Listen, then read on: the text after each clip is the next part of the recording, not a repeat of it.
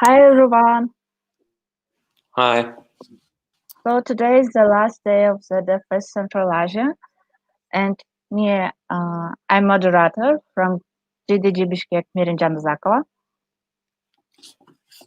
And Sardor is our first speaker for today. Sardor Ismailov. Hi everyone. I'm glad to be here. I participate in most of the GDG events, so it's my pleasure to participate this year as a speaker also. So great. So Sardor came us with understanding block architecture in Flutter. So Sardor. Yeah, sure. So let's start. Thank you, Miriam. I'm gonna share my screen, so hope it's feasible. So let's start.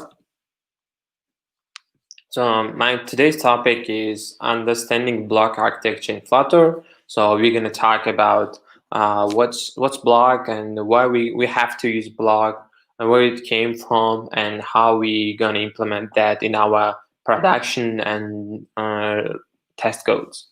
So before diving into the topic, a bit about myself. I'm Sardar. I'm a software engineer and freelancer at different companies. I do mobile development for last 5 years, and for the last 2.5 years, I intensively doing the Flutter application for our companies. So what's block? So block is an architecture. It's similar to MVVM, MVI, MVC architectures, but it's mostly related to state management. As you know, Flutter is more similar to React, and in React, we deal with mostly states and state of the application and etc. So what the meaning of the block is that business logic component is architectural pattern based on separate components. So block components contain only business logic, which can easily be shared between different Dart apps. So a bit history, this architecture was introduced by Google at Google I/O 2019, and the current block architecture is the most popular Flutter architecture in the market. So we have architectures called Flex, but it's not that much popular as a blog because blog is more like easy to implement, and it has a wide support in the market, and blog is used by mostly with the guys whose background is mobile development. I mean, like with the guys who've been developing mobile apps for Android and iOS, and they switched to Flutter, and they prefer to use blog. And in terms of Flux, the web guys, the web developer guys like front end or back end, the guys who use mostly React, they prefer to use Flux. And it's like it's mostly matter of preference, because the block and Flex, both of them do same thing: state management, managing the state of your application. As you know, yesterday Brad Morgan from Sydney talked that I agree with him, because it's a matter of preference. It's a matter of how your application is built, what do you need, and etc. So why we have to use block? So first, the advantage of the block is that know what state my application is at any point in time. For example, if you do some backend request like get the products or get the user, update the user, in that time you will know that that particular screen, for example, profile screen of your mobile application, will have the certain state, such as like loading state or get the result state, and etc. And the second advantage of the block is that easily test each case to make sure my app is responding appropriately. So because it's state management based architecture, so you know that in which state the error happened, right? So for example, if if you get some null pointer exception or class cast exception or some internet error, you will easily know in which state of your application. Is it in the state of loading, or is it in the state of getting the results from backend? And the third one is record every single user interaction in my application, so I can make data-driven decisions. So, for example, when the user interacts with your application, with your screen, when the user taps on button like update user or get the products or whatever, with this simple event, with this simple interaction, you will get the data, which is a data driven decisions. Sorry. And the another advantage on the block is that work as efficiently as possible and reuse components both within the application and across apps. So that's good, because in the block you separate your business logic apart from widget. For example, you have home screen widget, right, which extends from stateful or stateless widget, whatever, and you can just inject your block in that home screen, right, and then it's reusable. So with the home screen, you can use another, for example, profile block or different type of blocks, and which helps you to divide your application into some components like widgets and block components, and you can use some block. You can use you can use every block in every widget. In every widget you can use any block. So that's a good one. And the fifth one, I think, have many developers seem to be working with a single code base, following the same patterns and conventions. So what it means is that many developers are using it, and many developers are following the block pattern and the architecture, and it's easy to understand, it's easy to follow, and it's easy to make some changes. Develop fast and reactive apps because it's state management, and because it's already developed by good developers. I mean, the block is already implemented with some packages in Flutter, but you can also build your own block architecture by yourself from scratch. But we're going to talk about it later. So block built around three core values: simplicity, testability, and power. Simplicity means that every developer, when you deal with my code in a block architecture, you're gonna understand. Like we have like one screen, home screen, and we have home block, and we can easily make that interaction between home screen and home block easily, which makes simple for us to understand, and it's easy to implement, and you can see that simplicity. And testability, because every component is divided. Like every component is far from each other. They are not related to each other. You can use, for example, home block with the profile screen. You can use, for example, profile block with the home screen, and etc. Right? So that makes you do not depending your each block with some certain of components. So your each block is independent, and you can easily test your business logics within block. And of course, power, you can implement different types of applications with different types of complexity in a block architecture easily. How does block architecture work? So that's the interesting part. So this is a main diagram. You can find it on internet. It's very popular. So basically, we have here stream builder inside the widget. So let's do like this so you can understand. So we have stream builder with the widget. So this is our block component. When I say component, I say just class. We have like block class, and the communication between the block component, block class, and the widget. When I say widget, it's like one screen. One screen will be through stream data. So for example, when the user clicks on some button, it will send that is an event, as an event. We're gonna talk about it later. To block, and the block will process that event and returns the result to widget. So that's it. So here we have like block provider. What it does is that block provider, from its name you can understand that block provider provides block component to widget. Understand? So block provider is inherited from is a subclass of inherited widget. So we in the code we mostly deal with these three components: block provider and widget and block component. So stream builder, what it does is that widget will communicate with the stream builders, and stream builder communicates with block component.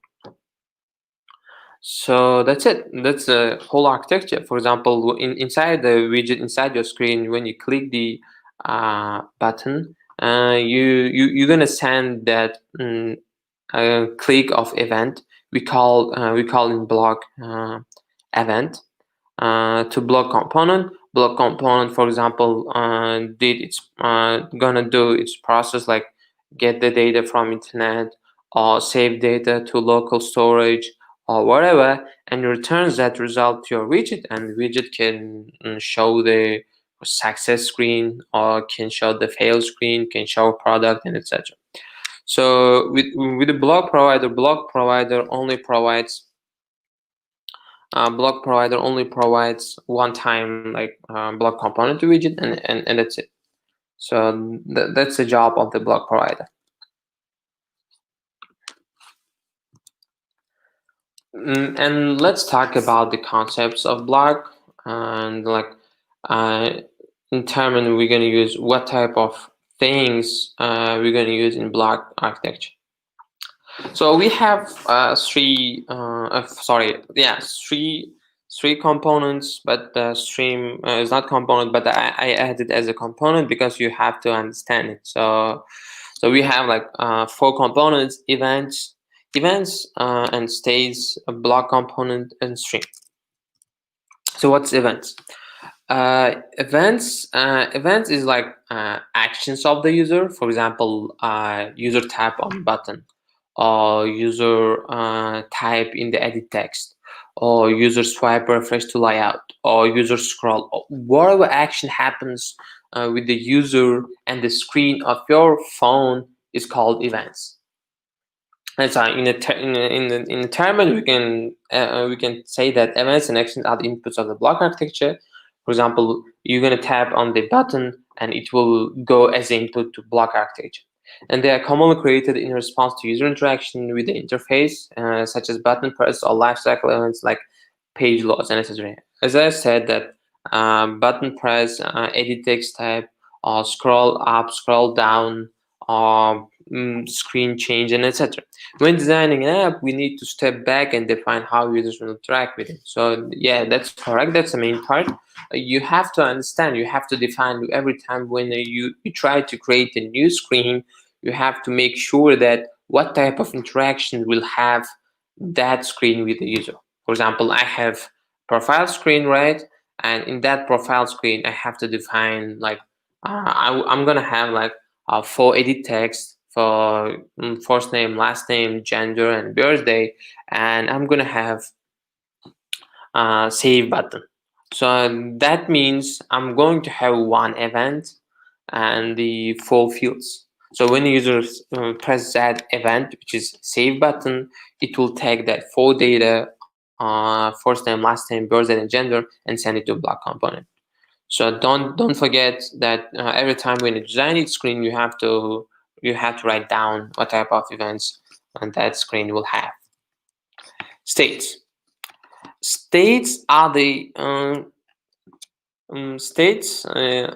outputs of the block architecture. That's correct. For example, when you send the event to block architecture, block architecture will process that input. For example, when you say to block architecture, hey, get me a list of products for this user, right? And block architecture will go to backend, will go through internet, and get the list of products and the filter set product and returns it to block, and block returns the widget to UI to the user in a form of state. State is a simple class, simple class, and inside of that state we're gonna have our data. So we just simply wrap our list of data to state class. And the 0 represent part of your app's common state, right? For example, each screen will have different type of states, right? For example, loading state when showing the progress, when showing list of products is also state, and when showing the fail is also state. UI components can be notified of the states and redraw portions of themselves based on the current state. So when the widgets receive new state, they will redraw themselves. They will, because for example, when you receive fail, before fail, we're gonna have like progress state, right? So they have to remove that progress state and redraw from 0 from scratch result state or fail state. A block is a main component. Component. When we say block component, business logic component, we say just simple class. Just for example, a profile block, a home block, main block, edit user block, whatever. And the main idea, main responsibility of the block is that it's going to receive some input, some event from the user. As I said before, button tap or scroll or load, whatever, and process that input and returns as a state of this input to widget. That's it. That's a simple part of the block. Here it says that think of block as a brain that receives information, processes it, and provides a response. Yeah, it received the input as the event, and it processes that input, like getting data from internet or getting data from database, and filters it, process it, map it to object, wherever, and returns that response to widget. A stream. A stream is a sequence of asynchronous data. So basically, when we add some event to block, it will be added to stream. Stream, how to say? Stream is a list of events. It's like queue, and it will receive inputs in the queue, and it will process each data in the queue. And in returns also in terms of stream. Stream is a sequence of asynchronous data. That's it. A sequence of events, sequence of states. Best way to use block architecture. So you can implement block architecture. You can implement the block architecture in two ways. The first one, you can create it from scratch.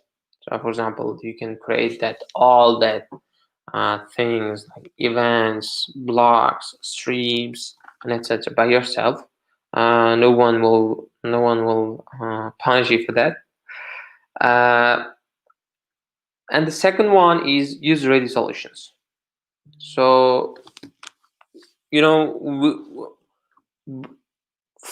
Flutter was founded in 2017, and it was more than 2.5 years. And there are dozens of solutions of the block architecture. Before on the most of the senior developers, leads already implemented good ready solutions to your every business need. So what I'm saying is that it's like not working. There were some technical problems. So yeah, don't create scratch. So don't reinvent the wheel, because already we already have dozens of packages for Flutter block. So problem with using your own solution, as I said, is that if you develop your Flutter apps architecture from scratch, you will need to create custom code and streams. This takes time, of course, and in the long run can lead to boilerplate or spaghetti code. For example, you will rewrite each time like some certain certain amount of code in every place of your project. That's a boilerplate, so it's not the follow of the clean architecture, yeah, and then also it will lead to hard to maintain your application. That's why I suggest you to use ready solutions. For example, Google's block library is one of the best solutions, one of the best packages out there. You can use it, and it has a lot of issues which were fixed by Google developers in the GitHub. So that's good. So I suggest you to use block architecture. It's my just suggestion. It's my just opinion, and you can just create it from scratch, but you have to be ready that in the future you're gonna have to deal with spaghetti code, boilerplate code, and it will lead you to some problems which is hard to maintain your application in the future. So that's it. So, and it was like more theoretical way of explaining to you the block architecture. So let's write some code.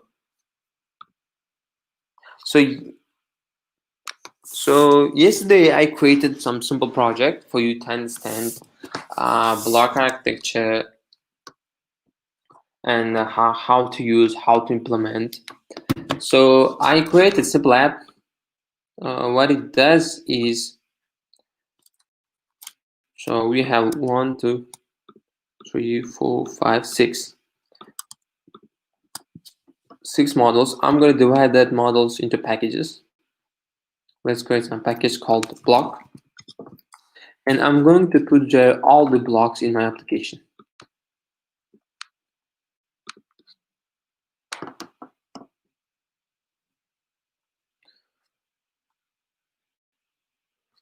And I'm going to create a UI block.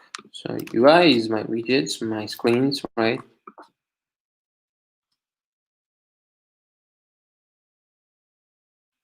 Yeah, we divided my project into some called modules, packages. So block contains block component of my screens. UI contains only screens and some custom progress, whatever. Yeah, just progress. So yeah. So my application is simple. I'm going to have one screen, list of products, and in another screen, we will have detail of the product. So let's go to my product list screen and open product list block. As you see, product list block, sorry. So this is my block. Sorry, this is my screen. Product list screen. This is my block. That's it. This is how block component should look like. It's like 40 lines of code, and that's it. So you're gonna create your block component by extending the block class, and in a sub in a generic types, you have to implement two things. First, event of the user. As I said, for example, in the product list screen, I will show you how we're going to create event, and the product list state. So this is the product list block. We will have two, and we'll have one event, and sorry, we will have two things in the block. The first is event, and second is state. So product list event, you can name whatever you want based on your screen, based on your preference. I prefer like in this way. In a product list state, we will wrap that input and process that and return as a list. For example, and we have to override two methods. So sorry, before showing that, I have to show one thing. I forgot it. So we are using Google's Flutter block architecture. So I'm not creating by scratch. I'm using existing solution because it's already fixed. It's already working stable, and most of the developers are using it. So I also suggest you to use it. So Flutter block. So these all are these all blocks, events, class, override methods, and etc. are from coming from Flutter block package. So what I did is that map to event state. So when your product list block is created inside your screen, here you can see we are creating the product list block. So I'm gonna tell you how that block is created in detail later. So when you create it, that method initial state will be called, and that product list init state will be returned to product list screen. And then map to event state, when it will be called, when the user do some input to your screen. For example, when the user press save button, or when the user enters to screen, and it will be called get the products, you know. So in that case, these events will be called with the event which is received from the screen. For example, if the event is get product list event, then we're gonna yield. Yield is a Dart keyword which will add your asynchronous data to stream and returns it. And the and we first show the user loading state. And just for demonstration purposes, like here should be, for example, get data from internet, right? Let's call it from API, right? So I just from internet call it will take some time. So that's why I just put here delay. And after receiving the result, we process that result, and after that, I'm hiding that loader. And after hiding that loader, I'm showing data with the state. So I'm just wrapping data inside my product result state. So from where I'm getting these classes like product listing state or loading state or whatever, I just define it here in my block components. For example, I'm going to have base product list state, and all my states will extend it, right? For example, loading state also extend product list state, right? So it's just classes. If you have to show the result to user, then you can wrap your state with the objects. This is a state which process your block and returns to user, and this is the events which user will add it. I mean, which user will input it. So if for example, you can also add some events here. For example, save product event, right? And here you can just add name, product price, right?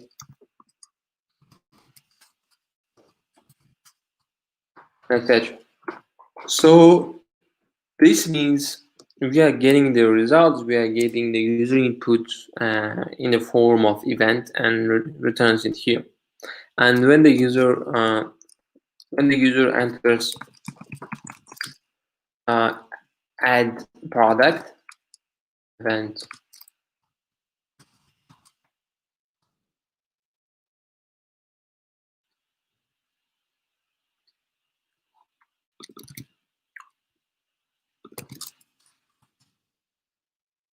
we can just show yield new loading state.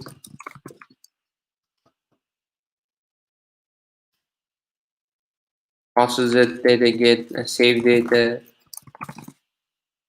API, and with the result we can show hide loading state.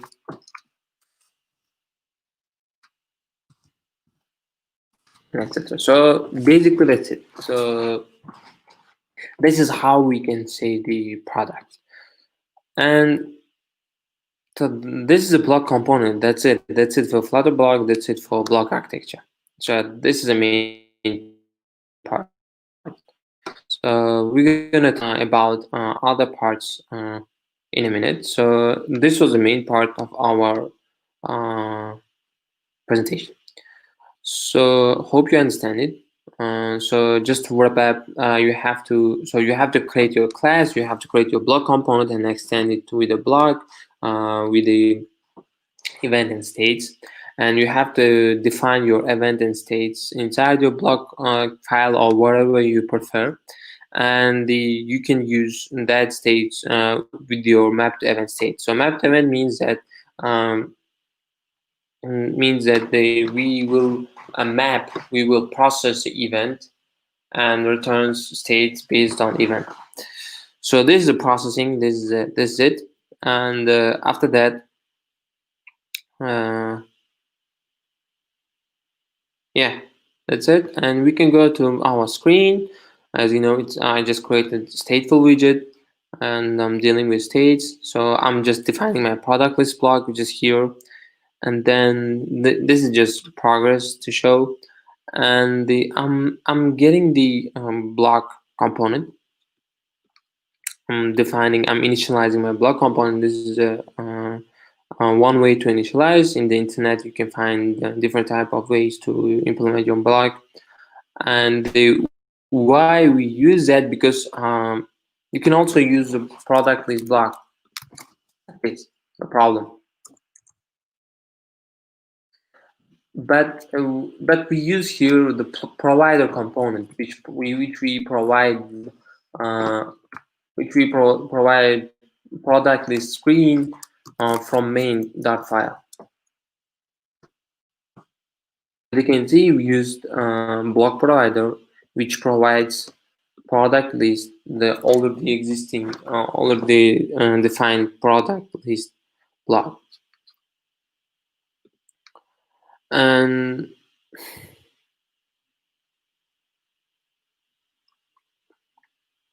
so after that, we define our event. So when the user opens that screen, we call the event get products event.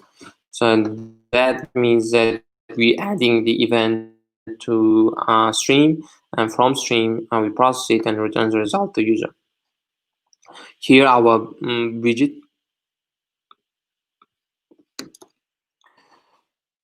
builder, our build class, our build method. In builder, we as you can see, so how to say, we have block consumer. Block consumer wraps our widget, wraps our, for example, here you can see our scaffold, right? It wraps it, and that helps us to connect our widget to our block. So in this block consumer, in this way, we can listen our all states from block, and we can redraw our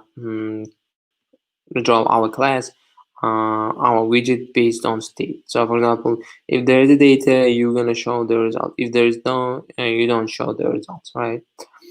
So that's it. So we have block consumer. We have two listeners, two methods. First is listener method and builder method. Builder method draws our views, our widgets. I mean, sorry. And then we have listener state, which will not return anything. It's just for the purpose to show the progress. So you cannot show the progress here because it returns a widget. That's why Flutter block provides a listener method, which do not need to return anything. You just do void methods calls. For example, show progress, hide progress, show toast, hide toast, show log, or whatever. So that's it. And that's it for product list screen. Let's go to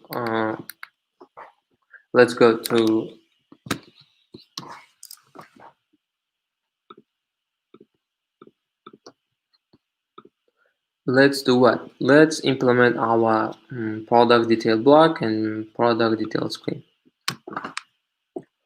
So in order to do that,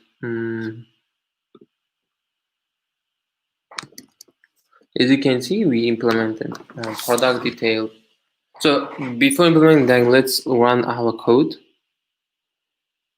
I was having some problems with running my code in emulator.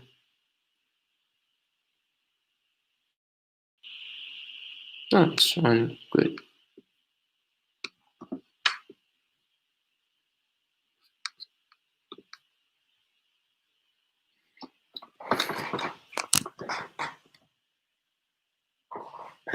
Let's wait a couple of minutes to start it.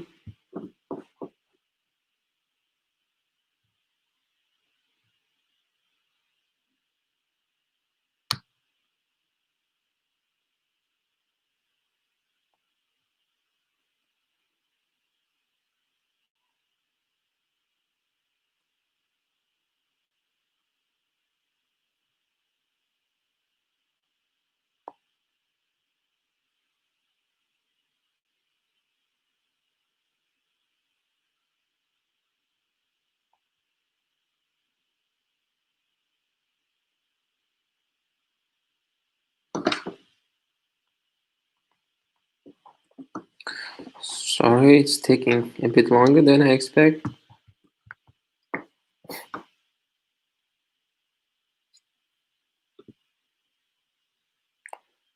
Uh,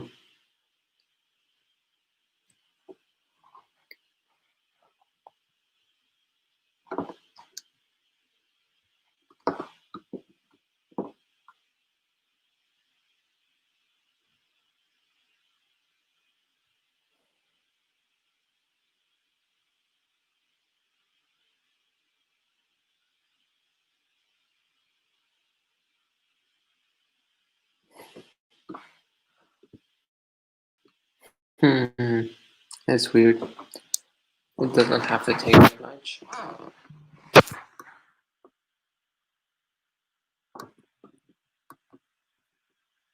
So finally, yeah, I was able to run it. I mean, open the emulator. Let's run it.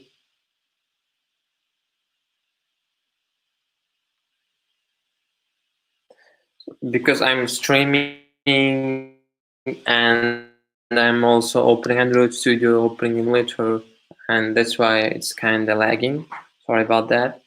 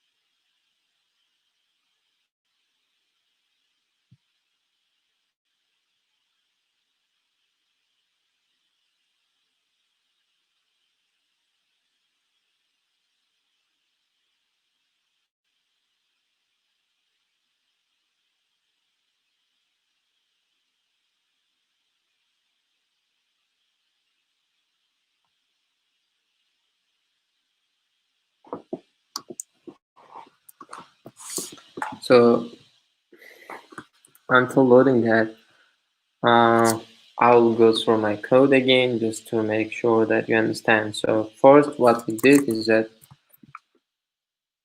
we provide our product list block to our product list screen. In that way, we connect our block with the product list screen and we define the stream. So when we add the event inside product list screen, here it will be added to stream, and streams will be sent to product product list block.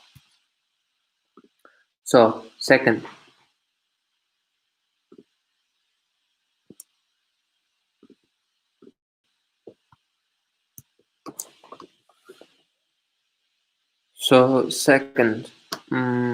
after defining our block, we are adding event here.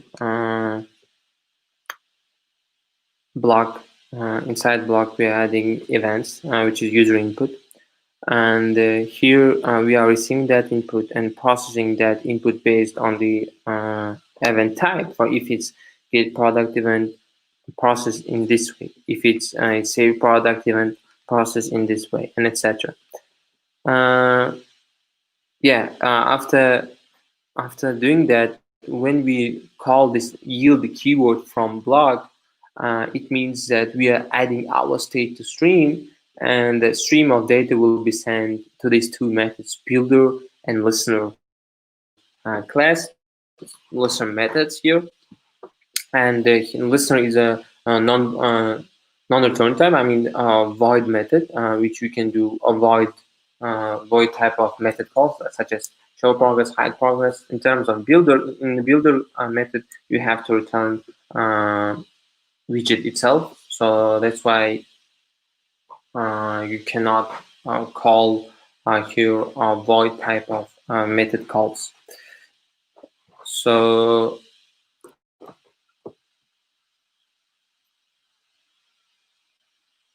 that's it. So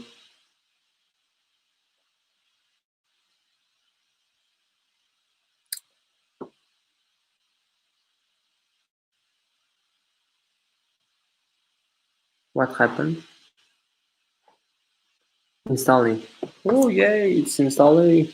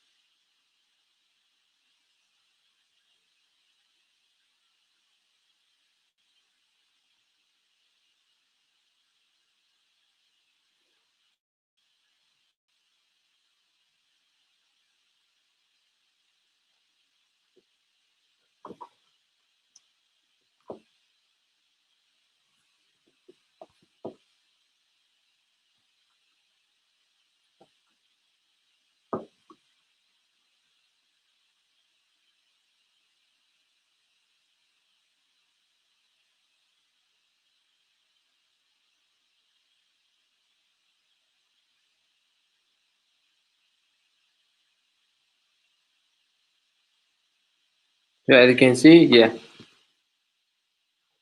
So as you saw that there was shown first progress, and then the product list, and then the progress was hidden.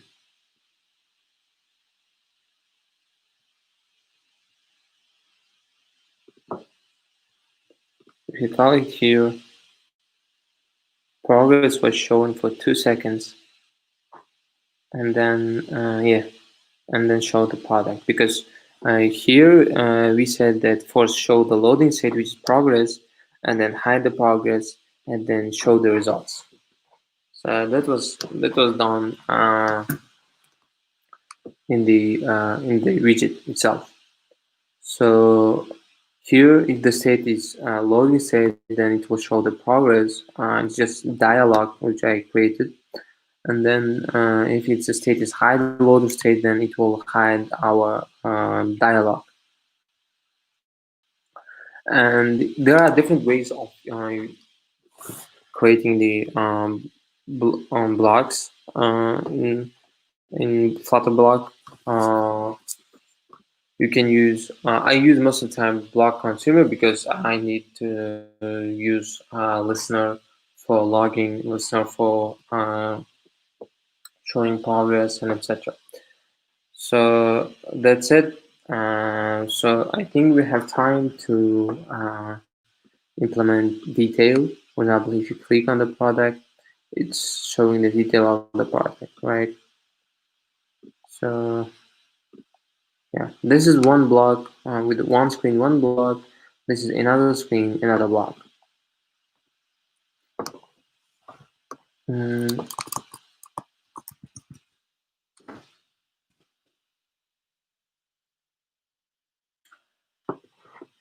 Let's try to implement that. If event is product event, which means the detail of the product, we use yeah, we have to write down here async method, yield new. For example, let's do some loader also here. It's extending from product state class hide loader state. It's also extending from product state. So why we have to extend it from product state? Because we use product state as our main blocks part. So if you use here only hide loader, you cannot use here states, right? So that's a general one. So you can use different type. You can return different type of states based on product state. Sorry.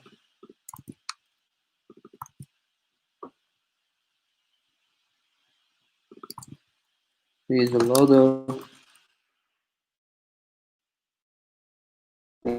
Get the data, get detail of product, and process it and yield the new hide loader state. We can also create product detail state.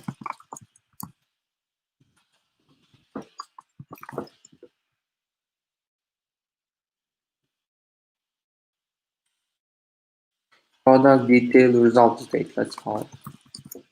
I have some problems with naming. Yield new product detail result state, and let's add here the string name of the product.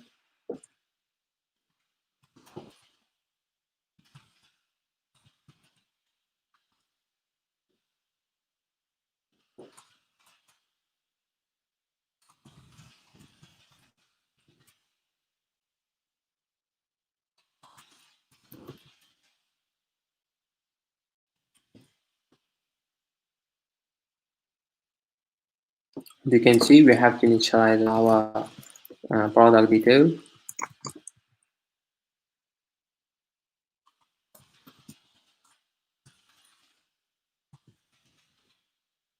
Are you okay?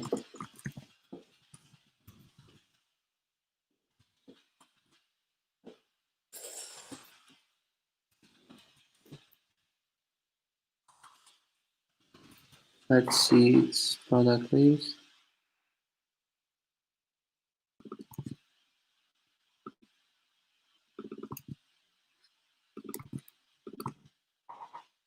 Why it's showing error? Because we didn't import the package. So let's import the package here. It's Flutter block. So it's working, and then we have to implement that consumer. And like it here.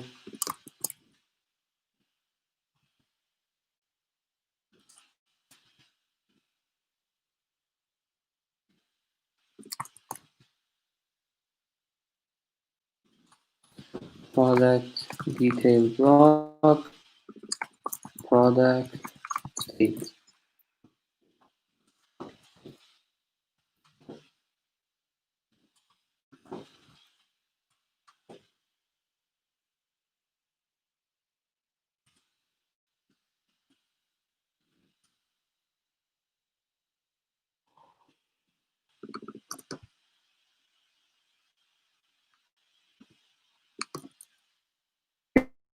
Yeah, that's it. We implemented our and we can show the product detail, not in detail, but instead detail we can show name. We can get a name, for example, string name. Let's do it empty. The state is product detail result, and you can get the product name from states. We can just show that name here.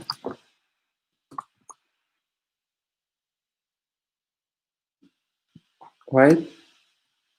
So that's it. And you just need to add events.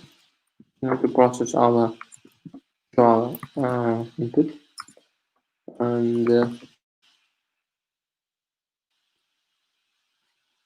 product event, which means getting the product event here.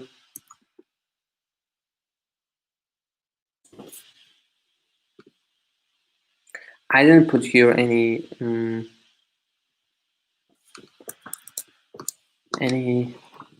I'll say any delays. So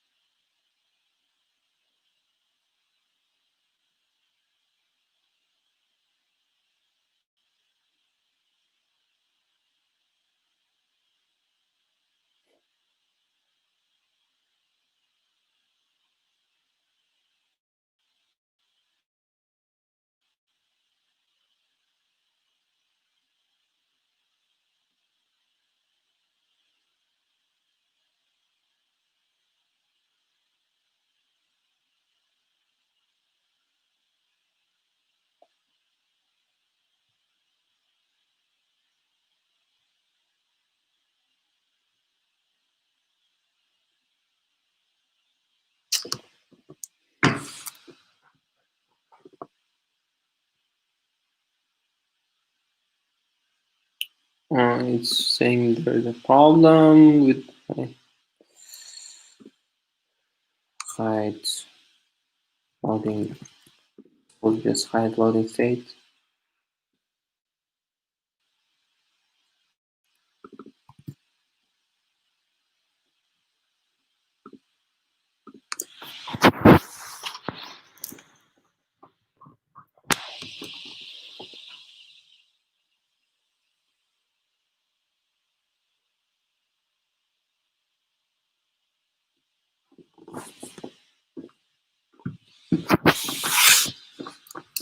All right, so while building it, let's stop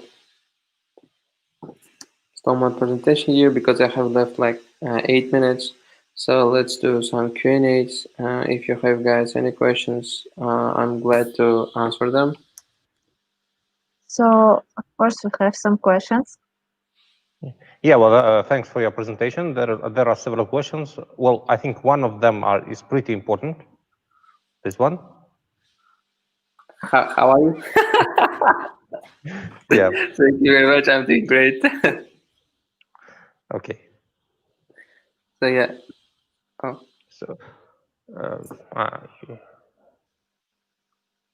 right. Which one is better, native or cross? What's the future of Flutter? So this is this is kind of hard question to answer because each platform, each path has its own future. For example, native will never die, and cross-platform will also never die because they have different type of feature, different type of stacks. So Flutter, the cross-platform development, is mostly used for with the startups in order to bring the MVP of the product within short period of time. Because with the Flutter, as you know, you can do for 2 platforms, right? With the native, you have to spend resources and you have to spend time for each platform. For example, you can do one application for 1 month. With 1 month in native development, you can do only one application for Android or for iOS. So I would say it's not which is better. I would say that it depends on your business need. It depends on your preference. I would say if your business needs that to ship the product within short period of time with the both platform, then you have to use definitely Flutter or React Native. If you're a big company, if you are using mostly native APIs such as for example, using the camera of your phone or using the Bluetooth or using some location services, I would say to use native because Flutter is not that much mature to implement in a smooth way these low level APIs. So it's basically just a set of tools, and you cannot say that hammer is better than a screwdriver. They just have a different usage. Yes, correct. Okay. And what can you tell about other popular patterns that can be used other than block? Because we've heard a lot about them like before, in both web development and mobile development. So other than block, we have MVI, MVVM, but it's hard to implement that type of architecture in Flutter because Flutter is different. I mean, different concept. Flutter use state management, like similar to React. So it's hard to implement MVI and MVVM architecture, but we have that architectures. And another popular architecture with the block is a Flux. As I said, it's mostly it's very similar with each other, but with the difference that they use instead of block component they use other component to handle events and states, and it's similar to React's Redux architecture. As you know, in React we have like Redux pattern, Redux architecture, which handles state management, and it's similar to Redux architecture in Flux. So we have like Flux, AVI, VM, and if I'm not mistaken, there is also Flutter Redux or something out there, but I have never used that. And in case we are using, we are creating a new application that is like 2 or 3 screens big, in what cases we should consider using block, and in what cases we shouldn't? So in case that if your application have more than, let's say, 10 business logics, I mean, saying when I say 10 business logic, I say 10 screen basically. For example, you have home screen, product screen, profile screen, etc. If it's more than 10, you have to try to use block architecture because that much of that type of business logics is considered in a programming big, because 10 business logic is big, so that's why it has most probable that some of your business logic could be reused. So if you do some block architecture, as I said, block architecture will divide your components with each other, and so it will not allow you to connect your components with the widgets or screens. So you can use your some of your widgets, some of your blocks, which is business logics, with other screens. So I would say, so if you have like more than 10 screen, more than 10 business logics, then use the block. If it's less than 10, then you can use just simple Flutter state managements. So you don't have to import or implement any blocks. So you can use just you can just create some data manager class globally, and you can use that data manager class globally in all your widgets, in all your screens. Okay, thank you. And how would you compare it to provider using like more traditional providers? Provider and block make the same thing, or the difference between their functionality. So as I said, block is a component which receives the input and processes it and returns state to widget, and provider provides that block component to your widget, to your screen, and connects your block and the screen widget with the stream the communication mean between widget and the block component. Okay, well, thank you very much for your tutorial. I hope it would be really helpful for those who are now looking into Flutter and exploring the possibilities it could provide, especially in the field. Just our viewers, please don't forget that those are tools. You have to understand in which case which tools are applicable. Now, we wish you have a good day. Thank you. Yeah, thank you very much. Hope to see you in the next events. And now we are welcoming our next speaker, Mr. Victor Sanchez. Hi. I'm Victor, sorry, we we don't have hear you. problems with the microphone.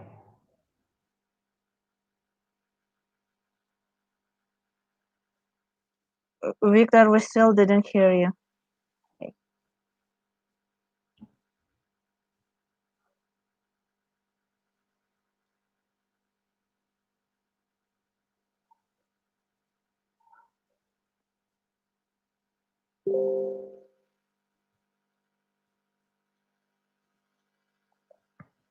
Well, we are experiencing a little bit of technical issues.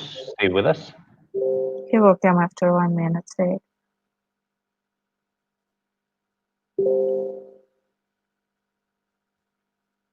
Can you hear me now? 1, 2, 1, 2. Yep. Great. All right, that's better. Sorry about that. How are you? Thank you very much for having me. Good morning. Great. Thanks. Thank you for joining. So now we are going to talk about web development, right? And web components. Correct.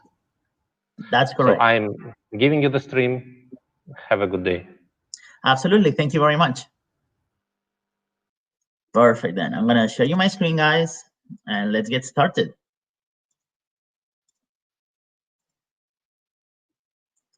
Wonderful. I believe everyone can see me. That's perfect. Let me do a little bit of composing over here. I had everything ready, but of course I had to reload because of my microphone, so sorry about that.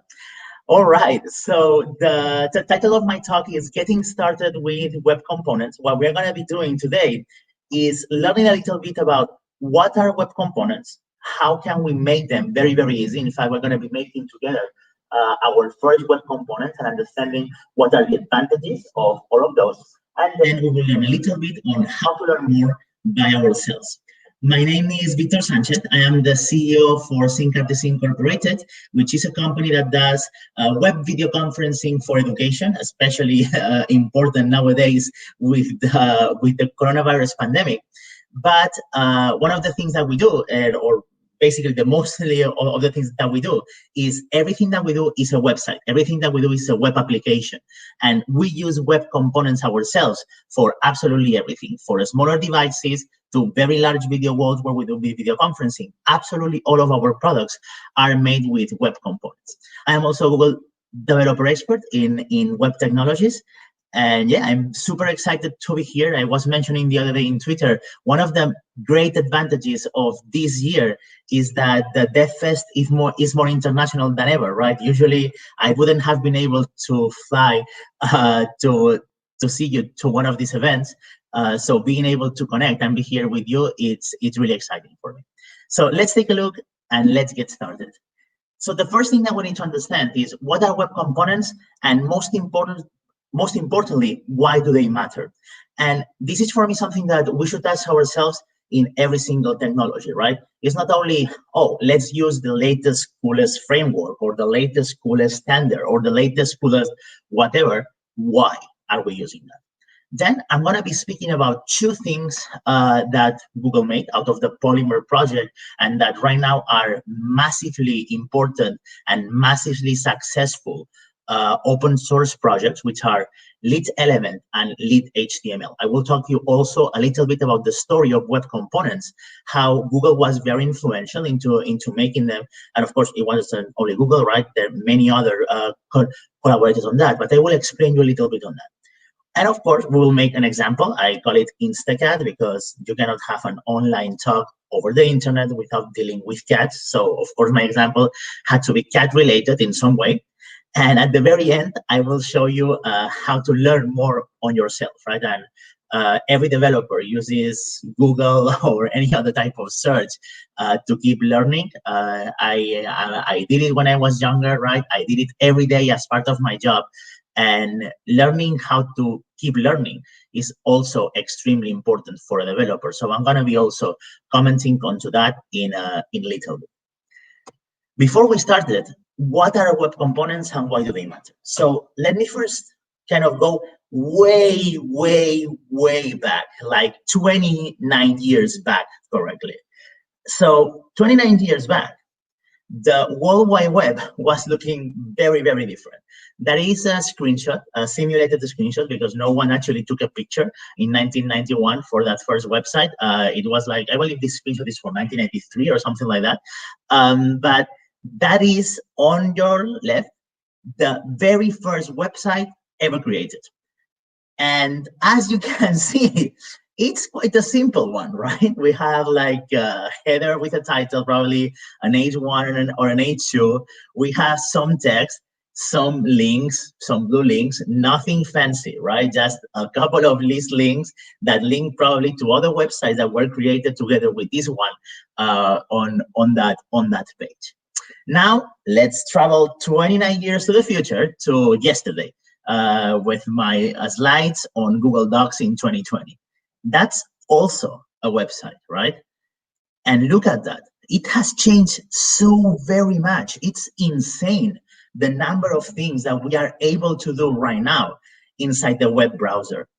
At the beginning, right, the HTML was designed as a very simple markup language to be able to structure some information and link it to other HTML pages that were online.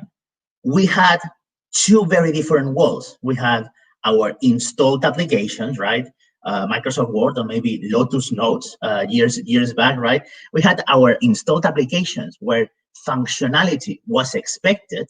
And then we have the internet. The internet was basically linked documents that we could jump to and find information on those pieces. But what happened? Over the years, over 29 years, little by little, the web decided that that wasn't enough for it, right? We wanted more. And what we did was making the web more and more functional. If you remember, right, if you go back, the first things that we saw that made the web a little bit more interactive were, of course, the server-side languages, right? We have things like PHP, we have things like Python, Perl, many others that started to give us the ability to make the websites kinda interactive. So if you had like a PHP page and you could actually go page 1, page 2 as an attribute on the URL, that website seemed to be having pages, right? That we were coming back and forth. Maybe you could change the language of some of those websites, and that seemed kind of interactive. Then, a couple of years, it wasn't actually that far, Ajax came, right? The ability to do asynchronous request inside the web application, basically changing a piece of your website in real time. And we tricked the users, basically telling them, this website is interactive. It was not, right? We just were making another request to the server and repainting a piece of our website.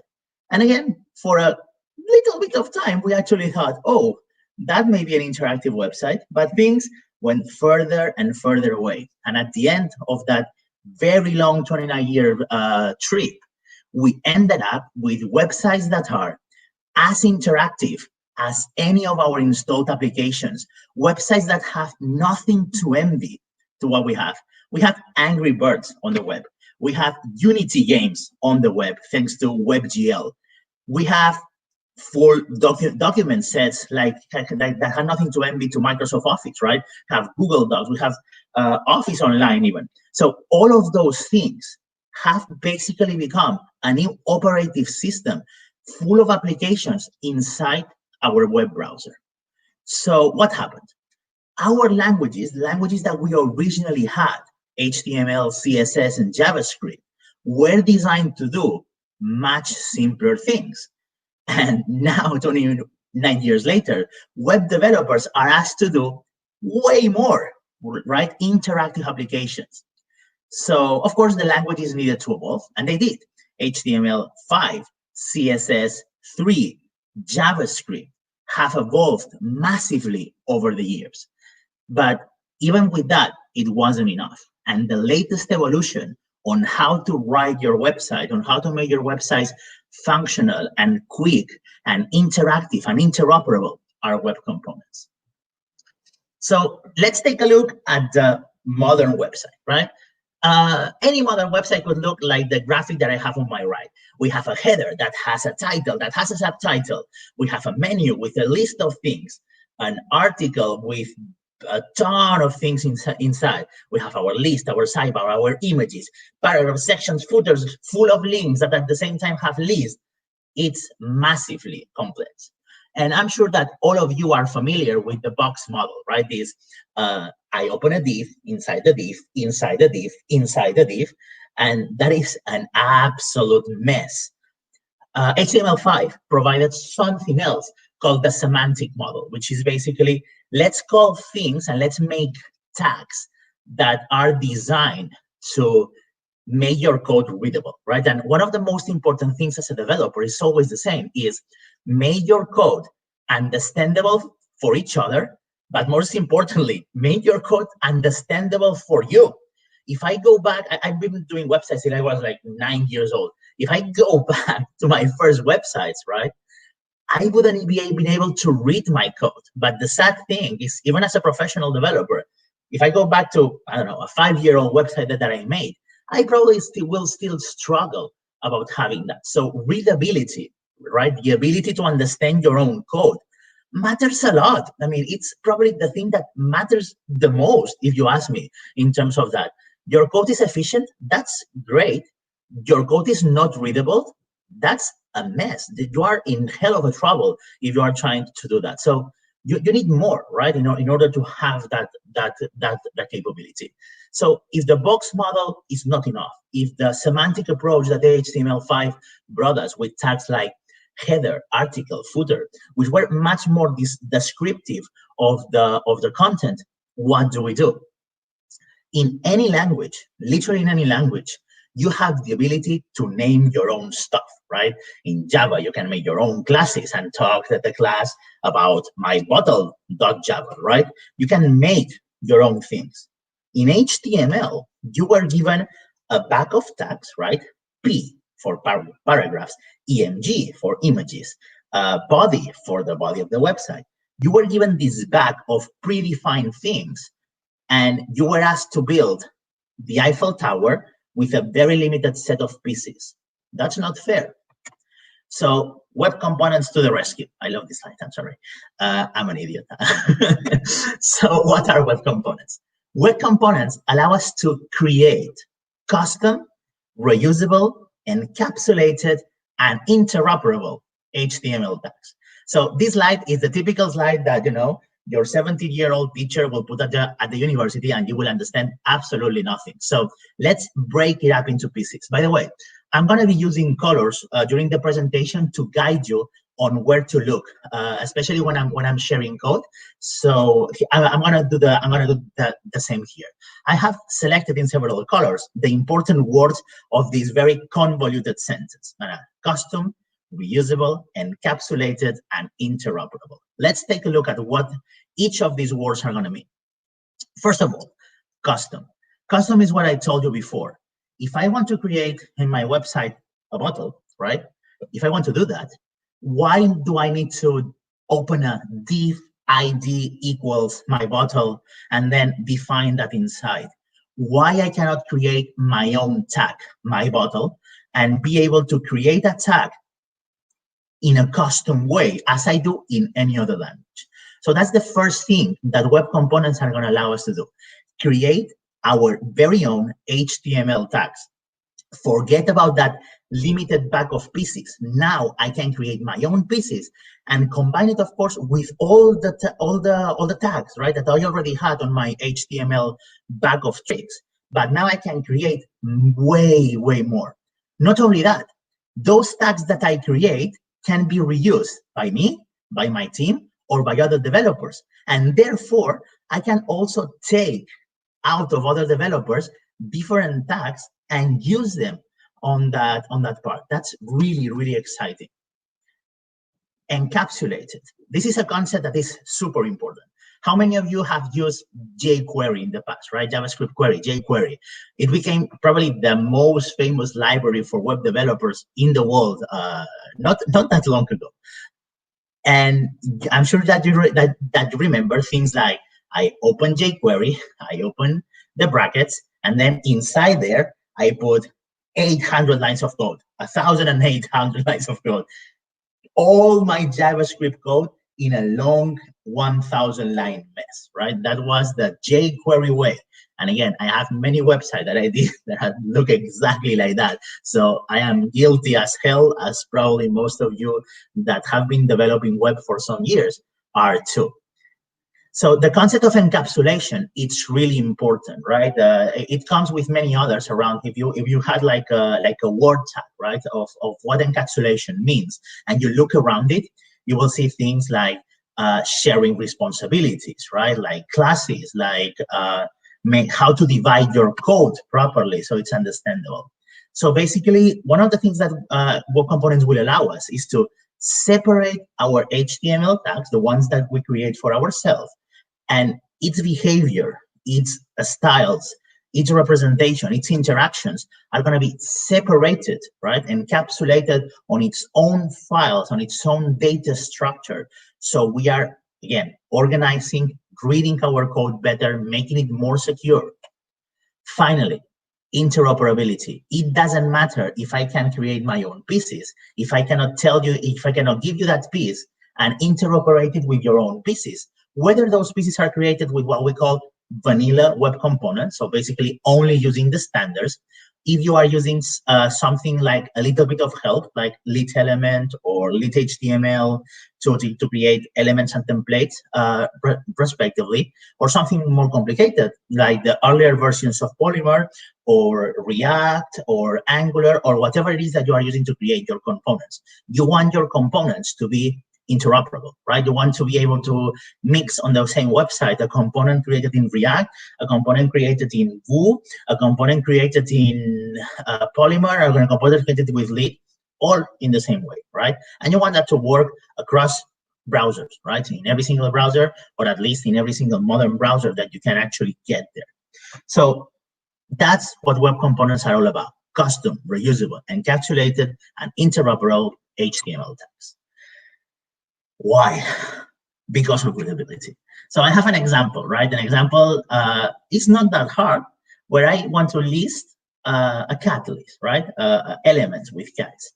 So I have my article, I have my header, Instacat, I have my section of class cat that has some styles, that inside has a paragraph that is the cat name that is called Simba.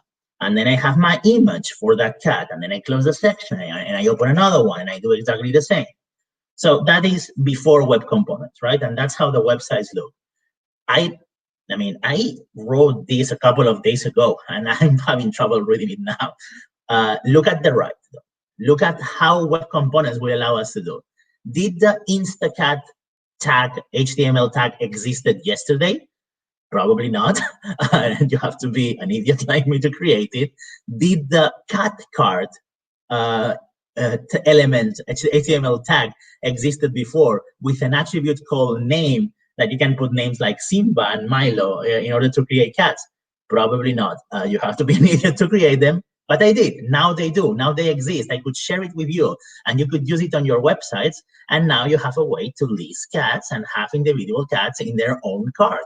So I created, right, my own tags. And this looks like magic on HTML. But again, if you go to any other language, this is nothing new. You should be able to create your own stuff, right? It was artificial before, the HTML limited bag of tags. It was an artificial way to do this, right?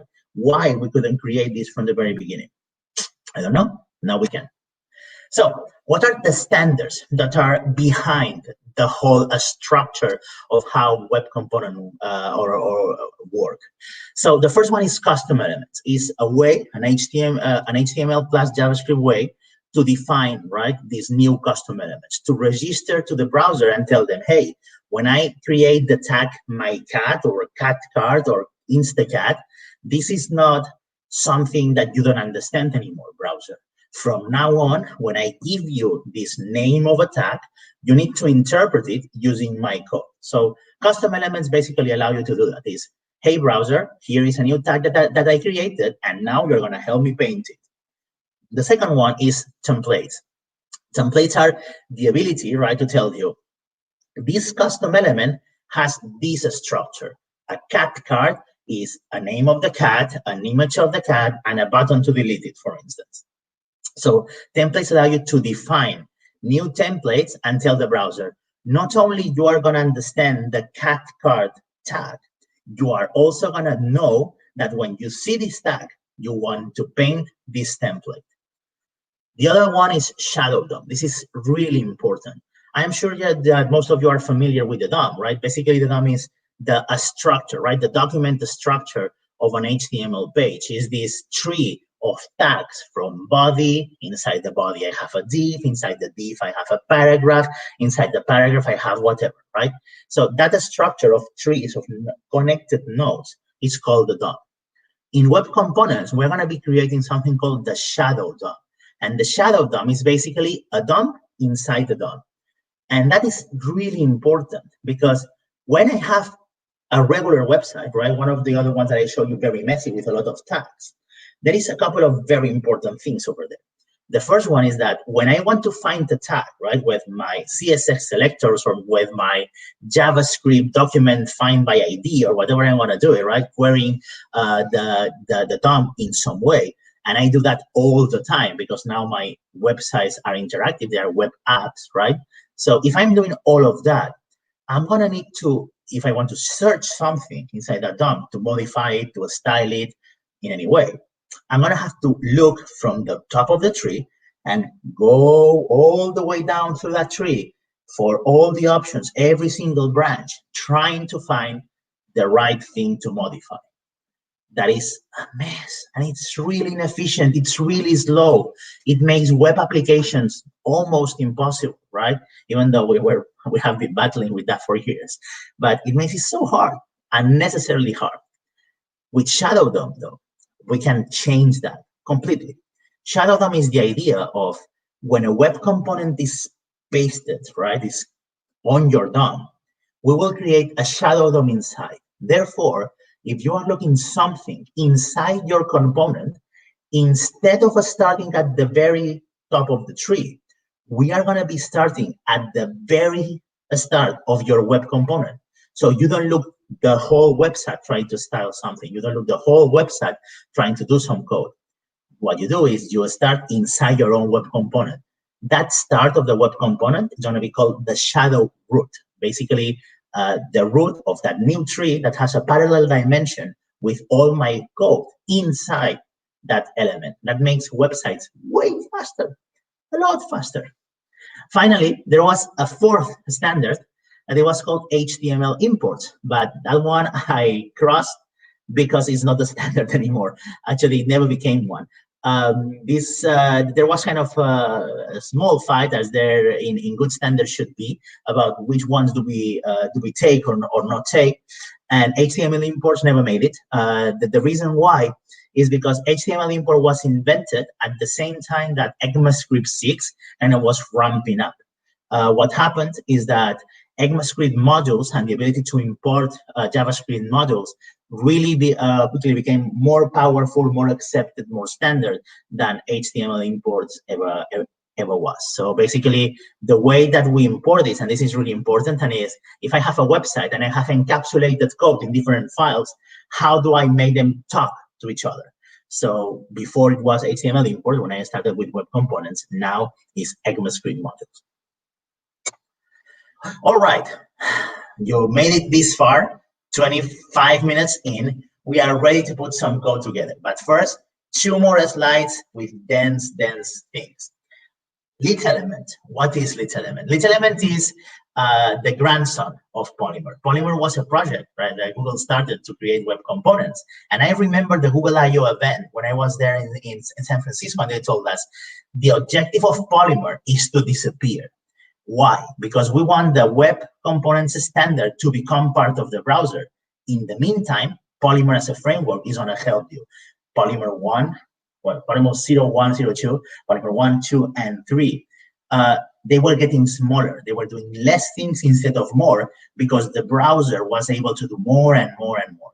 Lit element is the smallest piece ever of web component sugar, if you want, that Google is adding, and now again, open source project on that. So it's a super simple and very, very lightweight base class to create web components. So, and again, I'm sure the objective of lit element is also to disappear, right? It's also that eventually this is going to be part of every single browser as that. In the meantime, we are using lit element to make our ability to create components a little bit easier than it would be with vanilla web components. When I say vanilla, again, I refer to the kind of default 4 APIs that I just was speaking about a moment ago. This is, by the way, absolutely interoperable. Also, you are going to be seeing, let me put the pointer one moment. In many of my slides, you will be seeing this. Okay, let's see if the menu disappears. Mr. Menu, go away. No. Okay, so in here, on the bottom of my slides, you will be seeing a lot of links. So I'm going to be putting for you a lot of links on when this information is coming from, right? And some of them are shameless copy-pasted definitions, shameless copy-pasted pieces of the API, because again, there is no shame in Googling when you need information. So I'm going to tell you, where do I get all of this information? How did I learn myself to do all of this? Lit HTML. Lit HTML is the other side of Lit, and is the part of the template. It's the ability to write basically HTML templates inside JavaScript files. And the most important about Lit HTML, once more, right? The words with different color. It's reusable, it's quick, and it's efficient. It's quick to render, I'm saying here, and efficient to re-render. This is really important. Let's say that you have a massive website, right? And a change that I do inside that website changes only one word of the whole document. And on that one word, I decide, oh, that's really important. I'm going to have to re-render the whole page to change one word. Lit HTML doesn't do that. They are able, with Lit HTML, we are going to be able to only re-render the piece in there that we need to change, keeping everything else intact. There is a lot of ways to do this. One of them is what's called the virtual DOM, making differentials with DOMs. There is a lot of inefficient way to do this, is what I'm saying. Lit HTML, it's famous for its efficiency on re-rendering, and that helps also on how quick it is to render. All right, let's create Instacat. So the Instacat example couldn't be more silly. It's the web app that we are seeing on that. It's very, very ugly, but the cats are very, very cute. So I hope that one compensated the other. But basically, we're going to have a form where I can put a name of a cute cat. I'm going to click on a button, and it will create a new element with the name of the cat, a picture of a random cat, and a button to delete it in case that I don't like that cat, if that's even possible. I'm gonna try to do that, right? Or my objective when I created this example was to do this in 100 lines of code or less. In the end, I believe I have like 117 lines or something like that. But my point here was I wanted to make the code very readable, very understandable, and as small as humanly possible in terms of the space. But I didn't do any kind of tricks of removing spaces or removing empty lines that I believe it was important. But you will see that the code is very readable, right? Very easy to understand. And we are able to do quite a bit of functionality, actually, right? We are having different elements, the list itself, the cats on a different way. We are able to add them. We are able to remove one of them, some of them, all of them, in a very dynamic and very fast way, thanks to Lit HTML and Lit element. So let's take a look and let's get started. You make it this far, I promise the second half going to be a little bit simpler. Maybe not. I start with a simple HTML document. So if you are following this, probably you're going to be seeing the recording in YouTube later, right? So stop, create your typical HTML5 a structure, doc type, HTML, body, a header, and close your tags.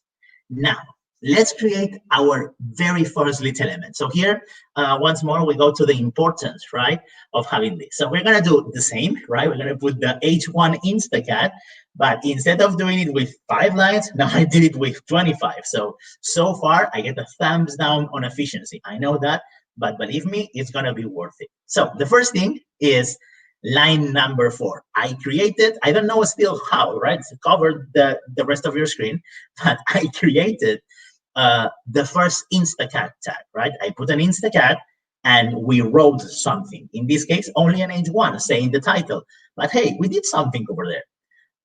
Look at what comes next. At the beginning of line 6, we are creating a script tag with type module, right? The first line, really important, it's an import, right? An ECMAScript 6 import. We are importing lit element and HTML, which are, again, lit element and lit HTML, what we just said, from the unpackage.com/lit element module. And now look at this. All of our web components are going to be ECMAScript 6 classes. So we create class Instacat, extends lit element, and I'm going to create 2 things for the time being. The first one, the connected callback, which is going to call to the super.connected callback that is on the green area once more, line 11. This is basically from my parent class. When I do super, I call to the parent class. So I go to the lit element class and I tell you to do everything that you would do regularly on the connected callback, dear dad, right? My class on top. Do it anyway. And also do a console log hello world, which we can see on the screenshot that I took on the right with that very proud little dog.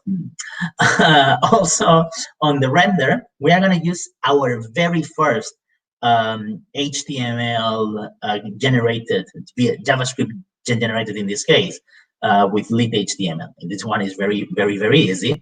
But look at that. We are, this is a very weird expression, right? We have HTML, very important on line 16. I am opening, this is not a regular tick, this is not a regular apostrophe, this is a back tick, right? It's a template, it's a literal in JavaScript. It's really important that you get used to use backticks in every template from lit HTML, whether it is HTML or CSS, you're going to be using backticks. So we told them there is another method that we inherit from lit element, which is render, and we tell them what to render. In this case, it's an HTML template that says H1 Instacat close H1. And look at the very end, line 22 in blue. Custom elements define Instacat and then the name of the class Instacat. So we tell them how the tag looks like. Usually by convention we use dash, second name, dash, whatever it is. So if I do my bottle, I would do my dash bottle, right? But the classes, we name them as you would do on any language, right? With the upper and lower cases in this way, Instacat. So if we run that in our browser, right, there is nothing to do. We open this, we save this HTML file, we open it, and what we get is the Instacat hello world. We have the hello world on the console, the Instacat on the render side. Great. I hope you are following me. If not, feel free to ask me questions when we finish on this. Second thing, let's make it a little bit more complicated. So I added 2 lines now. Line number 9, where I define a constant called app title, and then I call it Instacat. And look at line 19. Have H1 $symbol, I open keys and close keys, app title. So basically what I'm telling is, hey, inside this template, I want you to render something else, right? Instead that a special $tag, you're going to take my constant or my variable or the result of a function, and you're going to create it over there. So that's what we call a binding, a lit HTML binding. Copy pasted directly from the URL that you have on the bottom. Here is a couple of things that I can do. I can do it with text, with attributes, with Boolean attributes, with properties, or even with event listeners. So I don't want you to kind of go through this content right now, but I want you to know that there is a lot that you can put inside a template, right? That's my point. And it's impossible for me to teach you all in the 1 hour that we have together today. But definitely, I have used the first example, right? The one that says text binding, hello, daughter name, right? But we could have done this as an attribute, right? With the ID, for instance. Look at how they use the Boolean, right? And in a checkbox, true or false. The value inside an input, for instance. And then we're going to be looking later at how some of those events work. Do I know this by heart? Most of them I do, because I have used LitElement for a while now, but you shouldn't, right? I was having this website open, I don't know, my first 2 months coding with LitElement. I had the documentation open. There is no shame on that. Make sure that you have your references right. That's really important, right? That you check references and no, fake news, but make sure that you look at what you should. Okay, let's do a little bit more. So the next thing that we're going to do inside our Instacat element is use 2 other things. The first one is the properties, and the second one, the constructor of the class. So properties, in this case, I want to have 2 things, right? I want to have, on my cat example, I want to have the get properties with 2 properties, cat list, which is an array of cats, and I want to have cat index, which is basically a number that defines the ID for a relevant cat. So cat number 0, number 1, number 2, number 3, right? So they have a unique ID. Unique ID are important for many reasons, especially if you want to delete something later. You need to know what are you deleting, which are the elements that are you deleting. So we define them in this very special way, a static get properties. And again, I don't expect you to know everything by heart, but we are doing a static, something that won't change, right? A getter, it's called properties, and it returns an object, a JavaScript object, with a series of elements, cat list and cat index, that have a specific type. One is of type array, and the other one is of type number. On the constructor, once more, the constructor of the class, of the Instacat class, needs to call to the constructor of LitElement, right? To the original constructor of the class that is our parent. So what we do is we say, hey, LitElement, do your stuff on the constructor, but also initiate, right? A start cat list as an empty array and cat index with a 0. Once more, I don't know this by heart, or I didn't know this by heart when I started.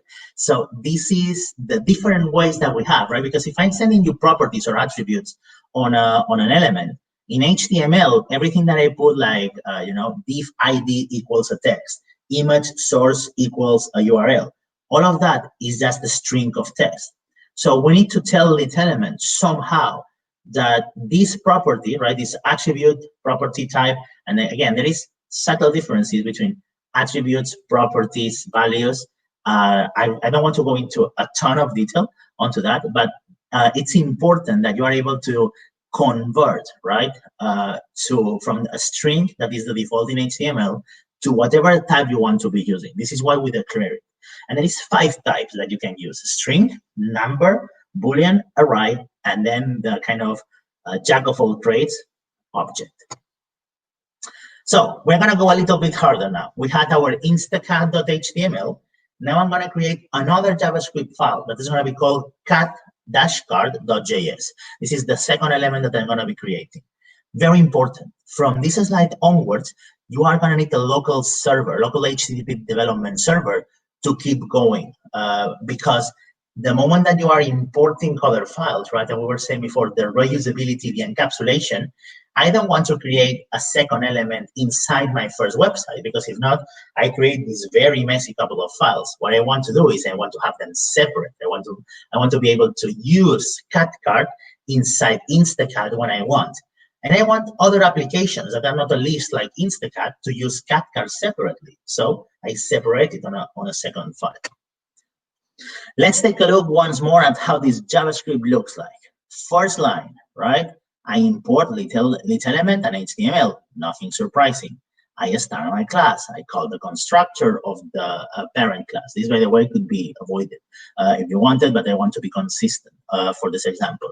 I create some properties, cat ID of type number, name of type string, and an image of type string. I want you for now to kind of forget about the blue area, but look at what I'm doing on remove instacat. Remove instacat is an event. It's basically a custom event. You see, I'm doing dispatch event, which is basically the cat card yelling to the world, hey, someone click on my remove button, do something about it, right? And what I do is, with this dispatch set event, is a new custom event that it's called remove instacat. And on the details of that event, we have the cat ID of that cat. Do you remember when I was saying, why are we using the cat ID? It's because, right, I wanted to have a reference. So mostly I can refer to myself, right? My name is Victor Sanchez Belmar. I have a country card with a number, but that is unique. Being able to have a unique ID, it's really important in development. So what I have is this ability, right, of somehow I am launching an event. And we'll see how in a moment. In the HTML, look at how simple this is. A paragraph with my name, an image with my image. Of course, make it accessible on the alternative text in case that you're having a screen reader or something like that. We define that that's a cute cat image.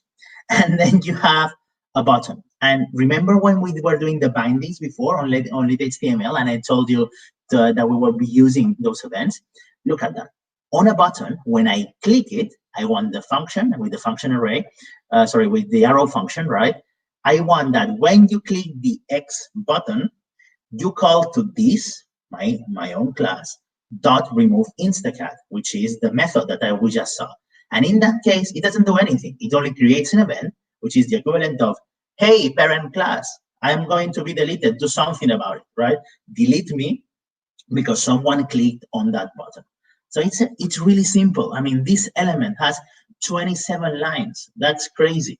And look at, it's doing quite a bit, actually. It's defining the data structure, it's defining an event, it's defining a method that responds to that event, and it's launching a custom event up to that hierarchy. By the way, on the detail, if you are familiar with custom events, you will probably miss some things. For instance, the property bubbles. When an event, we call that an event bubbles, it means that it can go up on the structure of the DOM.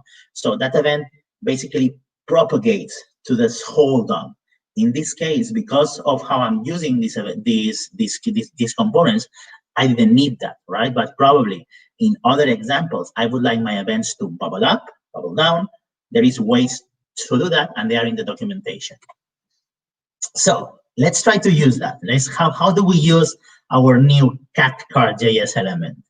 Basically, I create it in the way that I told you, and you see how I'm making ID equals 1, names equals Simba. I open my cat card tag. I call it ID equals 1, names equals Simba. Image is, of course, I'm using the magical website. If you don't know it, you have to. Called placekitten.com, and you pass the sizes, and it gives you the random cat image. That's super cool. And then the only thing that I had to do in order to use that tag was I imported it. I did import cat.car.js. This is why you need a web server, by the way, because for the import to work, you have to be serving it. You cannot serve it from your local file system. You have to, for security reasons, you have to do it from a web server. And that renders that beautiful cat with Simba, the name, sorry, the random cat, and the button to close it. In this case, when I close it, it won't do anything because no one is listening to that event, right? But I'll show you more on how to continue that. But again, super easy, right? I created a 27-line component. I used it in 3, right? Very, very easy. By the way, the import is because I'm using other things, but you could actually, the first import, right? The one that imports lit element and HTML, but in order to use it, you are fine with the other one. So let's post cat pictures now. I'm gonna be doing some additional things on the class element, right? One of those was, again, I created the static get properties with the array and the number, the constructor. Second, let's take a look at the post instacat. So what I'm gonna do is I'm gonna go to my input that I generated. I will show you then in the structure.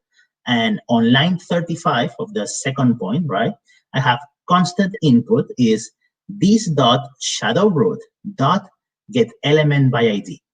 So remember when I was telling you before, I don't want to look on the whole document. I want to be able to look only from where my element start and then inside. So this is the example, right? I don't want to look on the whole page. I don't want to do like document.getElementById and look in the whole thing. I don't need to, because I know that my @cat input, right, where I have the name, I know where that is. So it's inside me, right? It's inside my own element. So I start looking on shadow root, not on the origin of the document. That is going to make it way faster. I take the text and I put the input, the value of that input, or random cat if not, line 36. On line 37, I clean it, right, just to be ready for the next operation. And then I create, because I know how the API works, I create a random number with between 1 and 16, so I can create the new cat list. And by the way, look at this, what I'm doing here. I say this.catList is equals to the original cat list element plus the new element, which has a cat ID, this.catIndex plus, name and a text, image and a text, which is the place kitten API, and I generate that.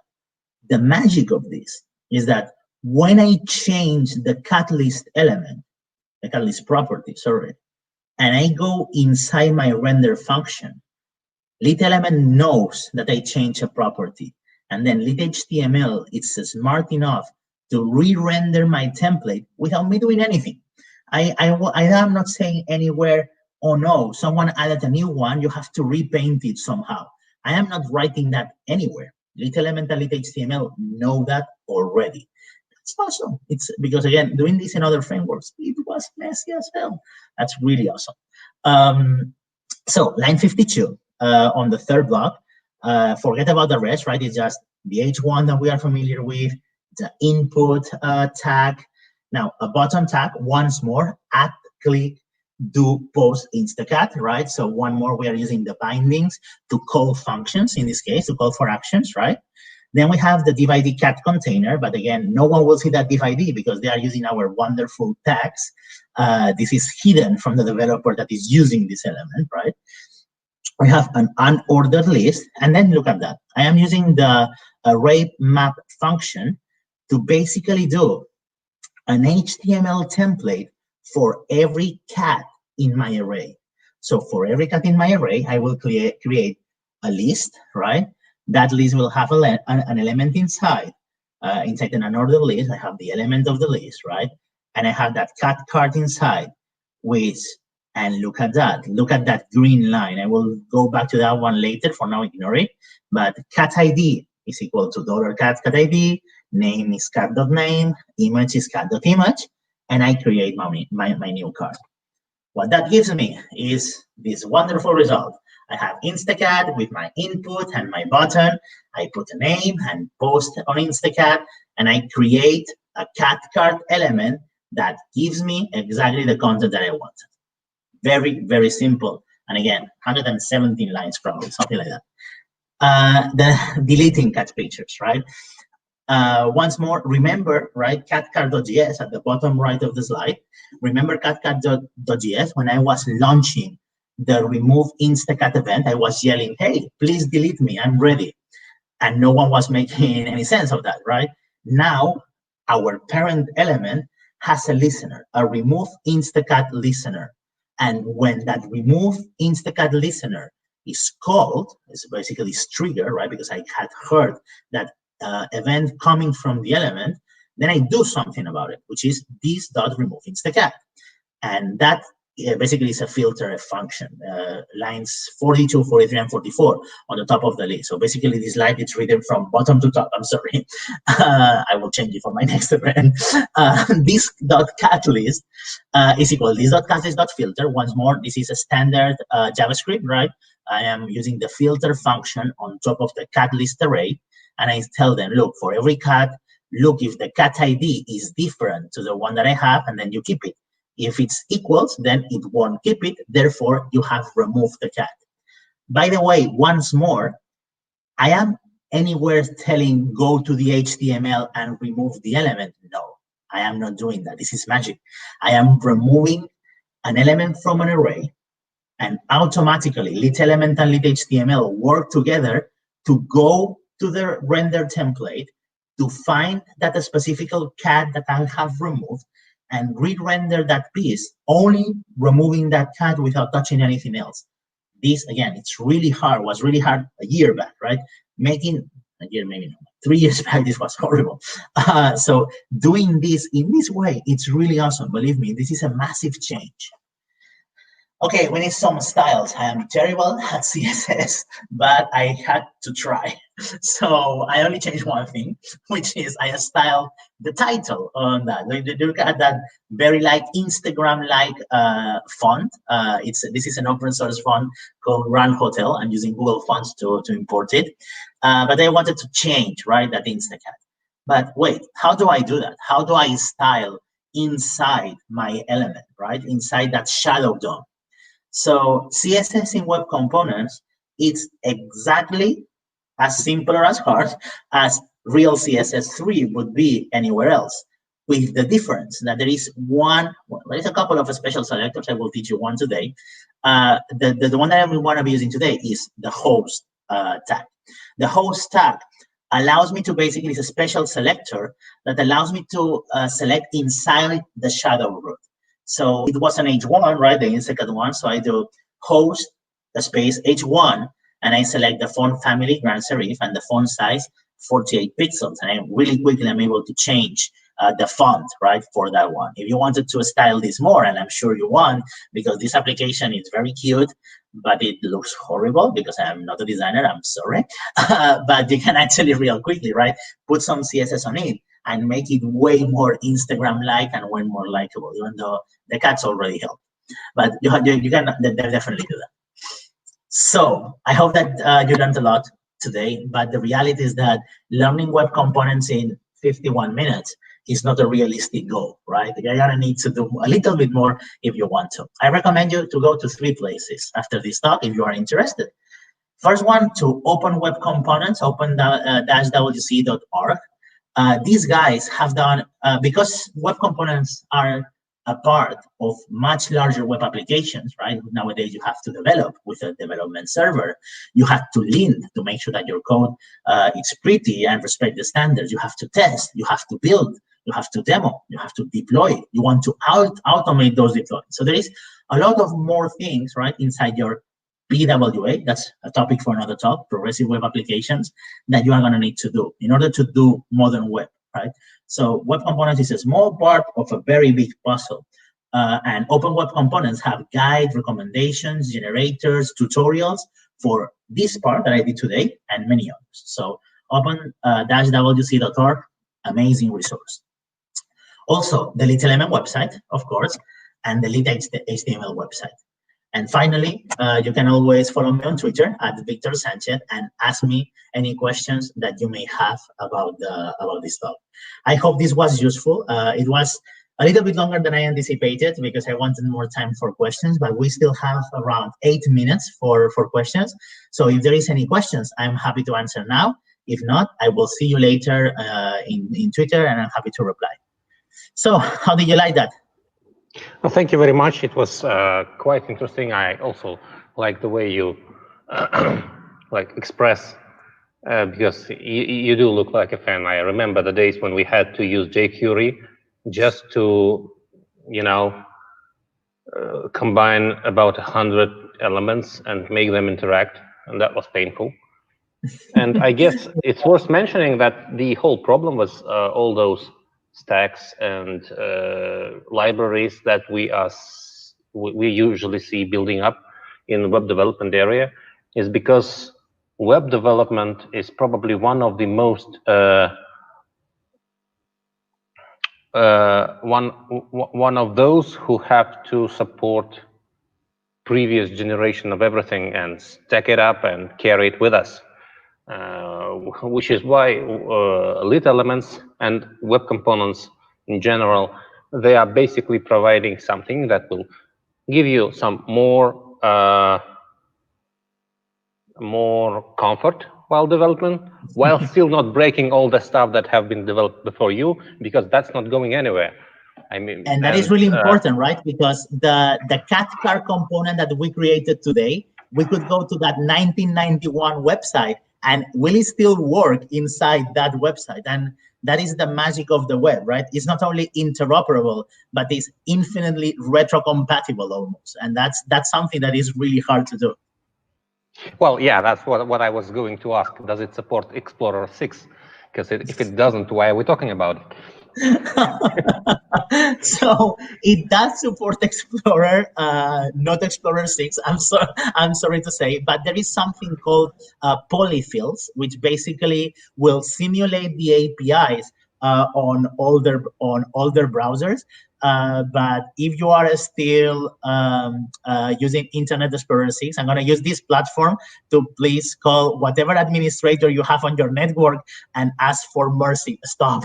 Okay, I mean, Explorer 6 broke the web. So if you are still using it, please don't. I mean, don't torture us any longer. Yeah, well, anyway, currently Web Components are supporting all of the major front-end libraries that you might be using. So one of the things that you should consider while looking at it, it's not just yet another JavaScript library. It's a whole subset of techniques that can be combined with your current front-end stack, be that React, Angular, and so on. Sorry to interrupt. There is this website. I use it all the time. It's called caniuse.com. And this caniuse.com will give you compatibility grids for anything. So if you look, for instance, for custom element, right, and you look on here, it will tell you exactly which browsers, you see, will support custom elements and from which version they do. So if you have a question of anything, right, basically any web technology, can I use it where? You can actually come here and come directly and see which browsers will allow it, which is really, really cool. So that is caniuse.com. It's super useful. Sorry. Yeah, and also you can use that caniuse.com for that web developers game when you have to find out the word that doesn't have .js library named after it. Yes, correct. Absolutely, absolutely. Okay, thank you very much for your joining us, especially on Sunday. I mean, our pleasure. This has been really, really great. Congratulations, guys, for the event, guys and girls, of course, for the event. It's been a pleasure to follow. If there is anything that I can do and help in further events, I'm super interested in continuing helping the community. So again, congratulations and keep enjoying the event. It was a pleasure. Goodbye. Okay. Thank you. Bye. Bye-bye. Thank you. Cheers. Bye. So that was it for using web components in modern web development. I really suggest everyone just to at least pick and try, give it a little try for at least like a week or so, to understand the concept. It might prove useful once you have a web development project with many elements that have to interact with each other and that are being developed in different teams. So there should be some inheritance and interoperability without actually like grabbing your teammates and colleagues to explain you what's it's all about and how do you use it. Our next speaker is going to talk about Flutter. Mr. Gazihan Alankush, right? Yes. Yes, that's right. Thank you. Hi. How are you? Hi, I'm good. Thank you. How are you? Fine. Well, it's Sunday, so we are experiencing Sunday. Well, you know. Laziness. Yeah, sure. But we hope that most of our viewers will see us after the after the actual stream. And right now, I'm giving you this stream to talk about using async and await in Flutter. Yes, thank you. Thank you for inviting me. It's an honor to be here. I hope everything was fine before me. I tried to watch a little bit, and you cannot top that last talk, of course, but I'll try my best. Yeah, so today I'll talk to you about practical async await in Flutter, and I'll talk about myself very briefly, and then I'll go into it. So I'm from Turkey, by the way, not very far from you. I wish there wasn't COVID so we could meet in person. I would be interested in coming over. But yes, so let's start. So I'm from Turkey. I studied here and then went to United States for my PhD, and I got to be an intern at Google for 3 months, where I met Dart before it was released. So, and I got to play with it for a long time. I really liked it, especially I liked the async await things in it. JavaScript didn't have, promises weren't very popular back then. Async await wasn't heard of. So I really liked it in Dart before that. And after I graduated, I came back to Turkey, to Izmir. I'm teaching at a university here as a faculty member, Izmir University of Economics, in the engineering school. I'm teaching mobile application development and game development in my courses. I teach Flutter and React Native in my mobile app course. And last year I founded a company where we are developing some Flutter projects also. So that's my background. But yeah, if you're ever in Turkey, in Izmir, feel free to ping me. I'd love to show you around. Okay, so because of my profession, right, since I'm teaching at a university, I see a lot of people who are trying to learn Flutter. I'm teaching them. And also I try to be active in Stack Overflow. Something that I see often is people say, oh, I want to learn Flutter. It's nice, it looks good. And then they skip on learning async await properly. So they glance on it, they see, oh, futures, async await. They just save the day, and then they don't know it very, very well. And then they say Flutter is hard. They get all kinds of weird bugs because you get to use it early on, and you have to use it, async await futures. And if you don't learn it properly, then you'll have a lot of bad time. So you see code like this all the time: await, async, future, whatever. We don't teach JavaScript, by the way, in my course, but there are other courses. I'm sorry, I'm distracted by it. Maybe I should answer later. Yeah. So what's all this future async await stuff, and how should we use them in practice is the question that I'll try to answer today. But yeah, in my React Native course, I teach some JavaScript. In my React Native part of the course, I teach some JavaScript. In the Flutter part of the course, I teach some Dart. But I leave it to the students to figure most of it out. I just give the basics. Yeah, feel free to ask questions whenever. And so I said that you early on meet async await and futures. So I personally, found it through the file class. I was trying to open some files, write some things in files, but I was opening the file, and then when I tried to read, I was getting an error because the file wasn't open yet, actually. It was returning me a future. I wasn't dealing with it properly. I wasn't awaiting on it. So the file reading stuff should come after the file was properly opened. But I wasn't waiting for it to be opened.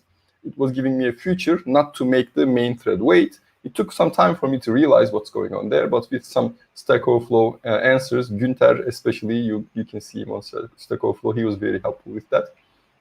So I figured it out. But whenever you're trying to do something in Dart and Flutter that takes some time, you have to deal with these futures and async await, and you have to understand it to write, bug-free code, basically.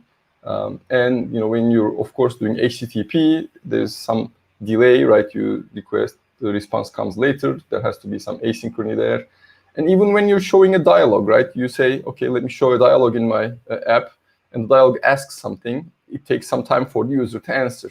When the user hits yes or no, the future completes, and my code can go to the next line, knowing that it was yes or it was no in the same function. So this is very powerful, and a lot of people don't think it this way. But when you use show dialog like this, or even navigate to push like this, it's very powerful. Your code makes much more sense rather than let's go to that screen, let's come back to this screen, etc. So if you know these things well, you'll have a lot of good patterns you'll be catching.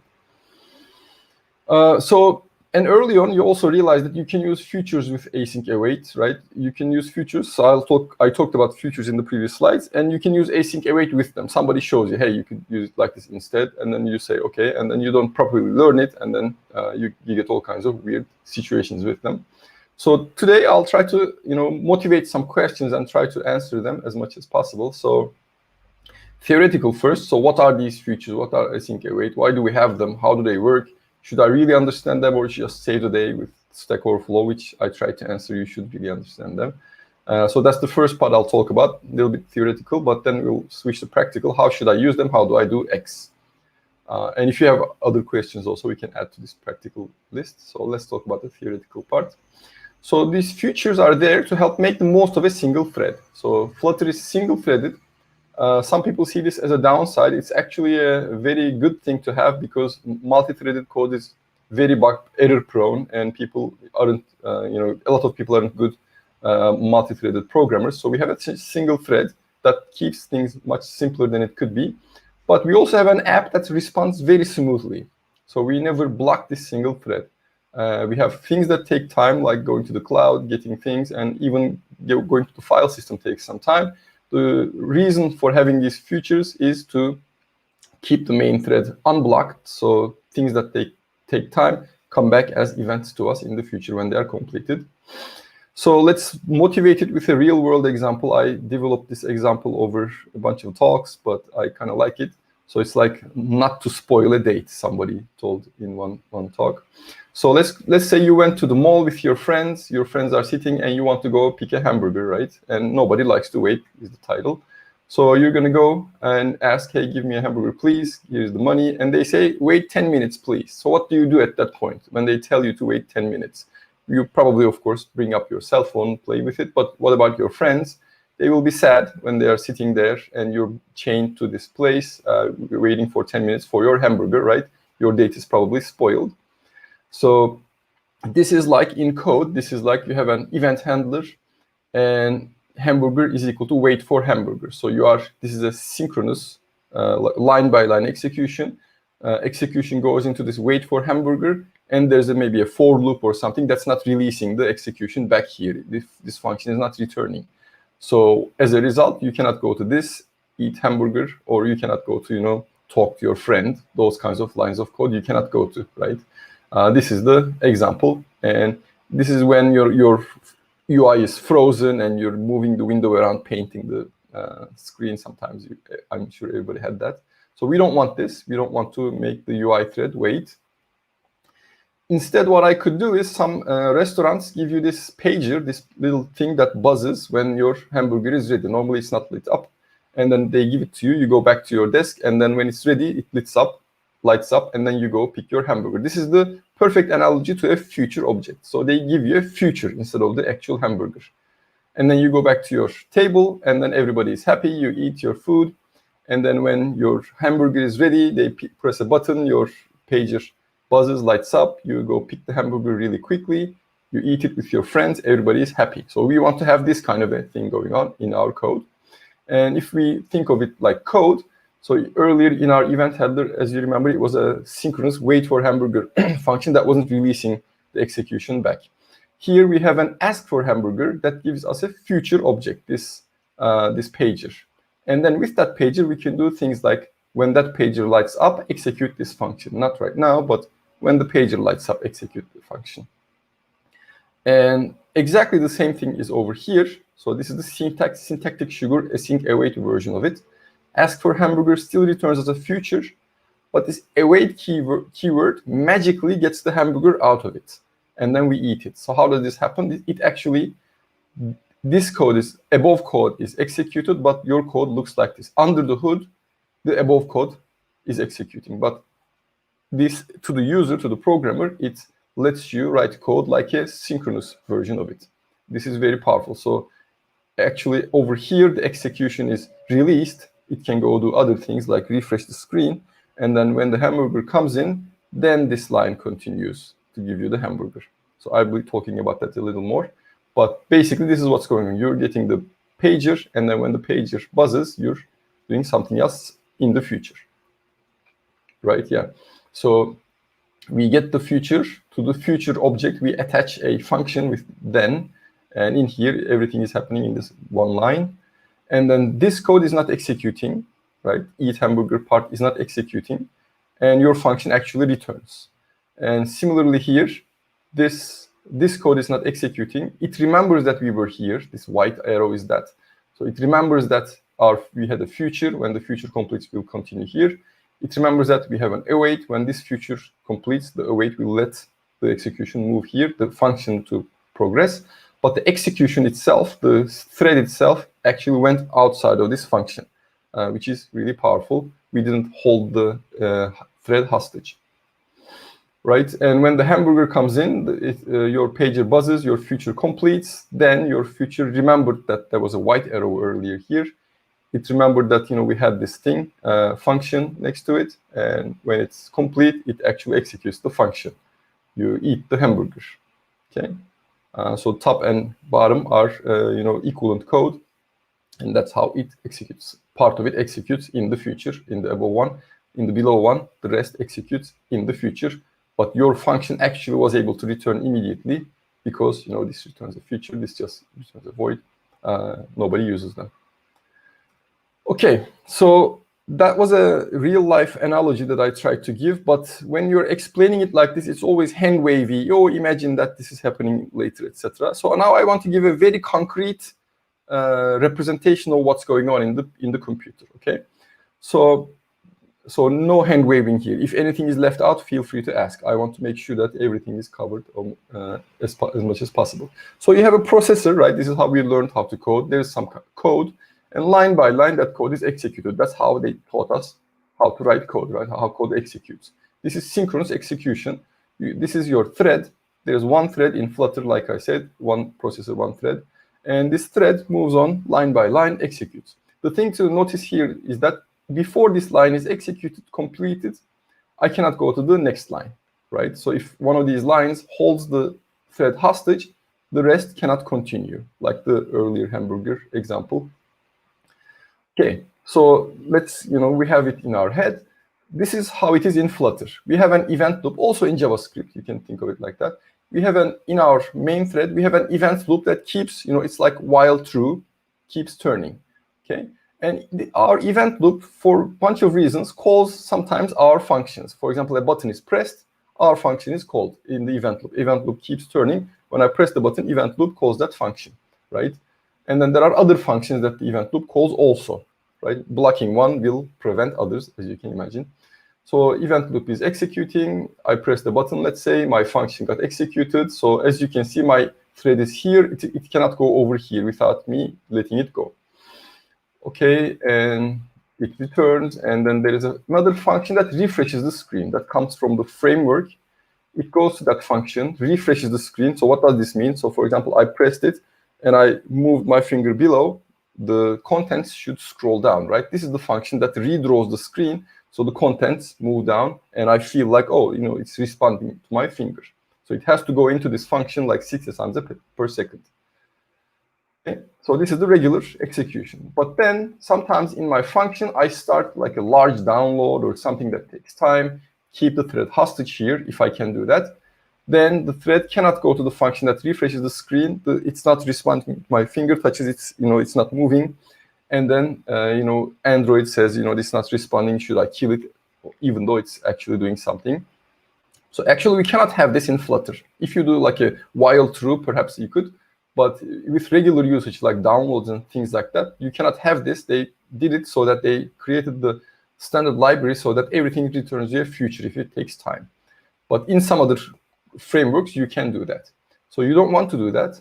Instead, you don't want to be chained here. You want to get a future. You want to get a pager that will be buzzed sometime in the future, and you can continue your work here, right? This pager, as you can see, this line 5 that I have here, after the download finishes, we give that as a separate function to this pager.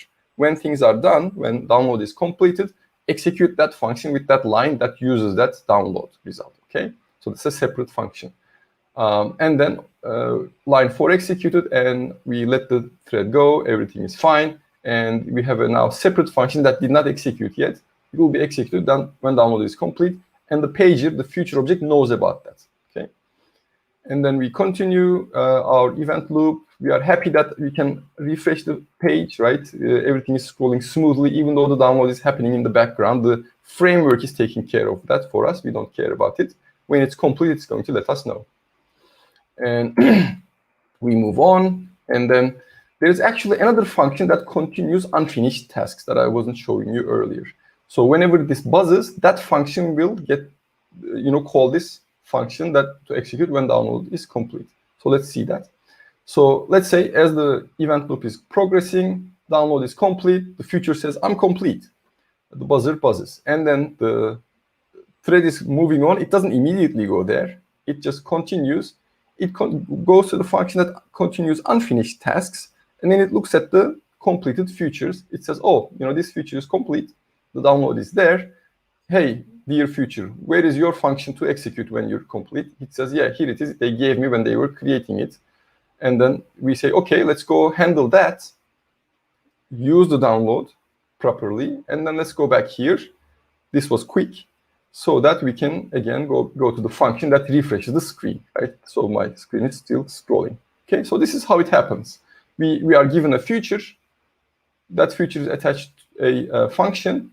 And our event loop, when that future is done, in this special function that continues unfinished tasks, it goes to the handler of that future, that function that we attached to that future. So this way, asynchronously, we were able to do other things. And when that was complete, when we were ready, we were able to go back to it and continue what we were doing there. Okay. So here's our function. Remember, in some frameworks, like I said, you can keep the thread hostage, and the main, the app seems unresponsive. This happens with downloads, but this can also happen with things like reading a file. Reading a file also takes time, even though it doesn't take as much time as doing a large download. It does take some time to read a file. And especially, I believe, when our Android phones got older and they got slower, Google Maps especially gets jumpy, I believe it's doing some file things or something that takes time that's not asynchronous. So the thing is, this event loop, if it takes t time, I'm just making numbers up, but this is close to correct. Let's say 60 frames per second, t amount of time it should take the event loop. Reading a file can sometimes take 10t amount of time. So that means that 10 frames being dropped, your app appearing jumpy when you're scrolling, your app stuttering. So this doesn't happen in Flutter, like I said, because everything is returning a future. Everything that takes a time, like reading a file, returns you a future that you can await on. Okay, so these futures or promises in JavaScript, if you're not going to wait for something, you need something like that, or an I owe you money, or I will give you this kind of a token you need, which is these futures and promises. Let's say the burger shop gives you a piece of paper. They give you a pager, or somebody gives you a box. They give you the box right now, but they say that this box will contain your answer. It will open by itself when it's time. Do not try to open it yourself at the moment. Okay. So it's like that. A future object is like that. They give you a box, but you're not allowed to open it yet. We see questions on Stack Overflow all the time. Hey, gave me a future. How do I get it out of the future? You cannot. It will happen in the future, sometime later. Sometime later, you are able to get it, so you'll know how to work with the future object. You need to learn. Okay. So this future object is like a middleman for callback functions, right? There is a producer, there's a consumer. Producer is the HTTP library. It downloads something, gives it to you. Consumer is your code. And when you say, okay, download this file, it says, here is the future. I'll give you the result through it once I'm done. So immediately it gives you something. And then you say, okay, I'll know what to do when you're done. It works on downloading the file, creating the result. And in the meantime, you can do other things like scrolling the screen. And then when the download finishes, it says, I'm done. Here's the result. You say, okay, great. I had attached a code to it. It will be executed. I'll use the result there. So this is kind of a broker between callback, between two entities. Rather than passing around functions, we pass around these futures, which is a standard thing. Functions wouldn't be standard. You would have to know too much about the two sides. This like decoupling the two sides, consumer and producer. So here on the left is regular synchronous code, right? Int get val returns 1, void main calls it, gets that result, prints it. Very simple as simple as I could, piece of code. On the right is the asynchronous version of it, right? So getVal returns me a future, and then I need something that gives me a future. Future.value gives me a future. It could be an HTTP request, something like that. As you can see, I am returning the future object. I'm creating the future object myself. I'm returning it. And then in here, I'm calling that getVal. It gives me the future object. What do I do with the future object? It is a then method. I say that then, and I attach a function to it, which will be executed in the future. So this is the bare minimum usage of futures without any async await, without anything like that. Similarly, we have a stream class. This is very often used in the block pattern, which you had a talk today earlier. Similarly, we have a producer and a consumer, but the producer creates multiple results. Here's a result, here's another result, and your attached function keep executing. Okay. For example, you can get the stream of the keyboard. Every time the user presses a button, your stream gives you one more entity. So similarly, the sync and async versions of things. So stream is a feature for multiple objects. So what's a multiple object thing? We have an iterable. We have a list, which is a iterable. And if I have an iterable, I can do a for loop on it, right? If I have a list like this, I can do a for loop, for in loop, to print every element. If I have a stream, what do I need to do? Similar to the future. Now it doesn't have a then method. It has a listen method.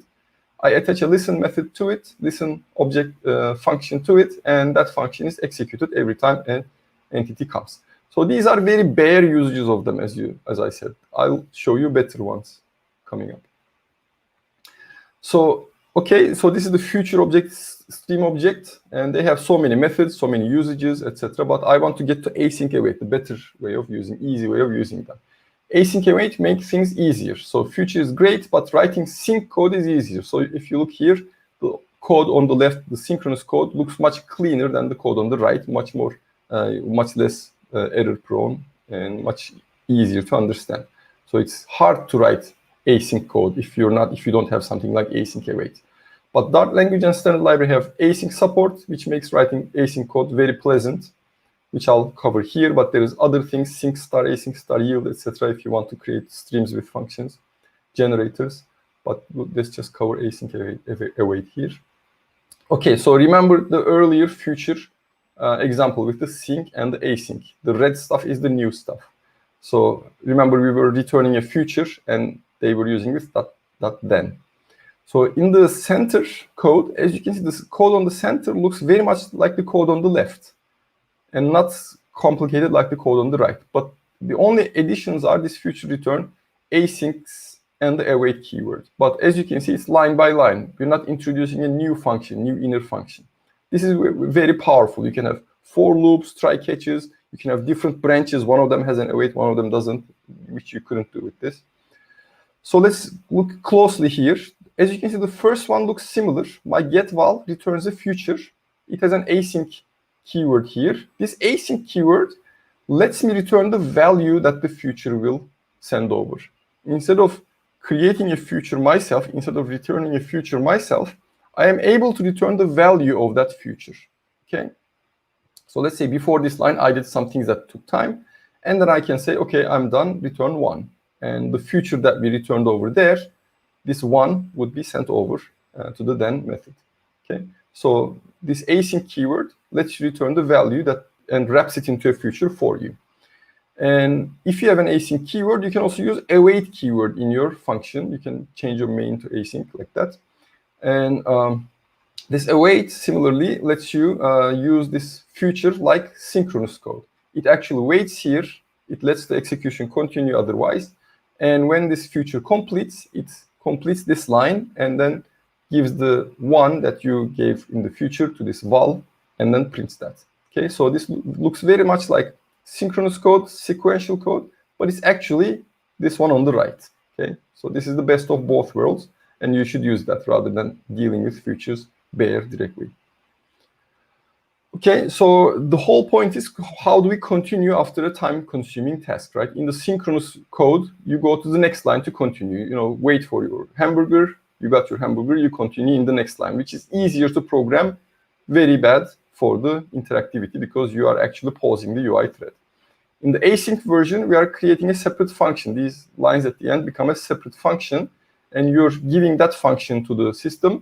Hey, please call this function when that time-consuming task is done. So this blue task starts, and then I attach this as a separate function, and other things go on. And when that is complete, I continue with that separate function. So I'm not in the same function anymore. I cannot do a for loop, if around it. I cannot have local variables, for example, since this is a separate function. You can have closure, of course, but not, you cannot have blocks like if, etc. that are shared. Okay. Async await is the best of the both worlds. So you go to the next line to continue with async await. You put an await here, you go to the next line to continue, but it actually works async like the below, right? That's actually behind the scenes made a separate function for you. And then you can do other things. And when things are done, then you can, that part completes. So this is the best of both worlds. You can code it like sequential synchronous code, but it actually executes like asynchronous code with the future. Right, so next line, async, best of both worlds is the using async await. So never use futures or streams directly unless you have a very good reason. Always strive to use async await. Okay, we talked about futures and single values, and we also talked about multiple values with stream, like the one on the left and the one on the right. We had a stream, and we were saying .listen. And these codes are just one way to create the stream. Of course, you would be given a stream by someone else, like the HTTP library or something like that. So you were able to write a for loop around the list, around the iterable. You are able to write an await for loop around the stream. So this can be a little hard to understand the first time you see it. So somebody gives you a stream of the keyboard. Every time I press a button, stream sends over one value. I can put a for loop around that. So every time I press a button, the for loop, await for loop turns one more time, and it waits for me to press a button. So this is very powerful like that. Every time a byte comes through the network, my for loop continues one more time. The good thing about it is you're still in the same function. You can have local variables. Your state can be in your local variable. Your state can be in your, which line you're at is a part of your state, for example. Otherwise, you would have to store things in fields, etc. Callback function is executed. Let me update my fields. Writing socket programming is very easy like this. Okay. So far I talked about async in Dart, right? How it works, how it is behind the scenes. So what about Flutter, you may want to ask. Of course, if there are any questions, I'm happy to answer, but maybe one more time I'll go over. So this future is, you have one value, regular synchronous value. The asynchronous version of it is a future. This is a future that gives me an int, okay? And the asynchronous version is, you have the future, you say .then, and then you give a function that will execute sometime later, right? And then you have a stream. Like I said, the above code, don't worry about it. This is just one way to create a stream, but you would get that stream through a call to some library usually. And in synchronous code, you can do a for loop around an iterable, print all the items one by one. In the asynchronous world, you can do .listen to a stream, or you can use the await for, like I said. So when we're talking about the future, rather than saying .then to a future and attaching a function to it, instead you can say await before a future. So this getVal returns me a future. I can say await, and the execution will actually return from here, like the example that I showed in the beginning, the hamburger example. And then when this future is complete, when this one is given, then I come back to this line and then continue the rest of this main function.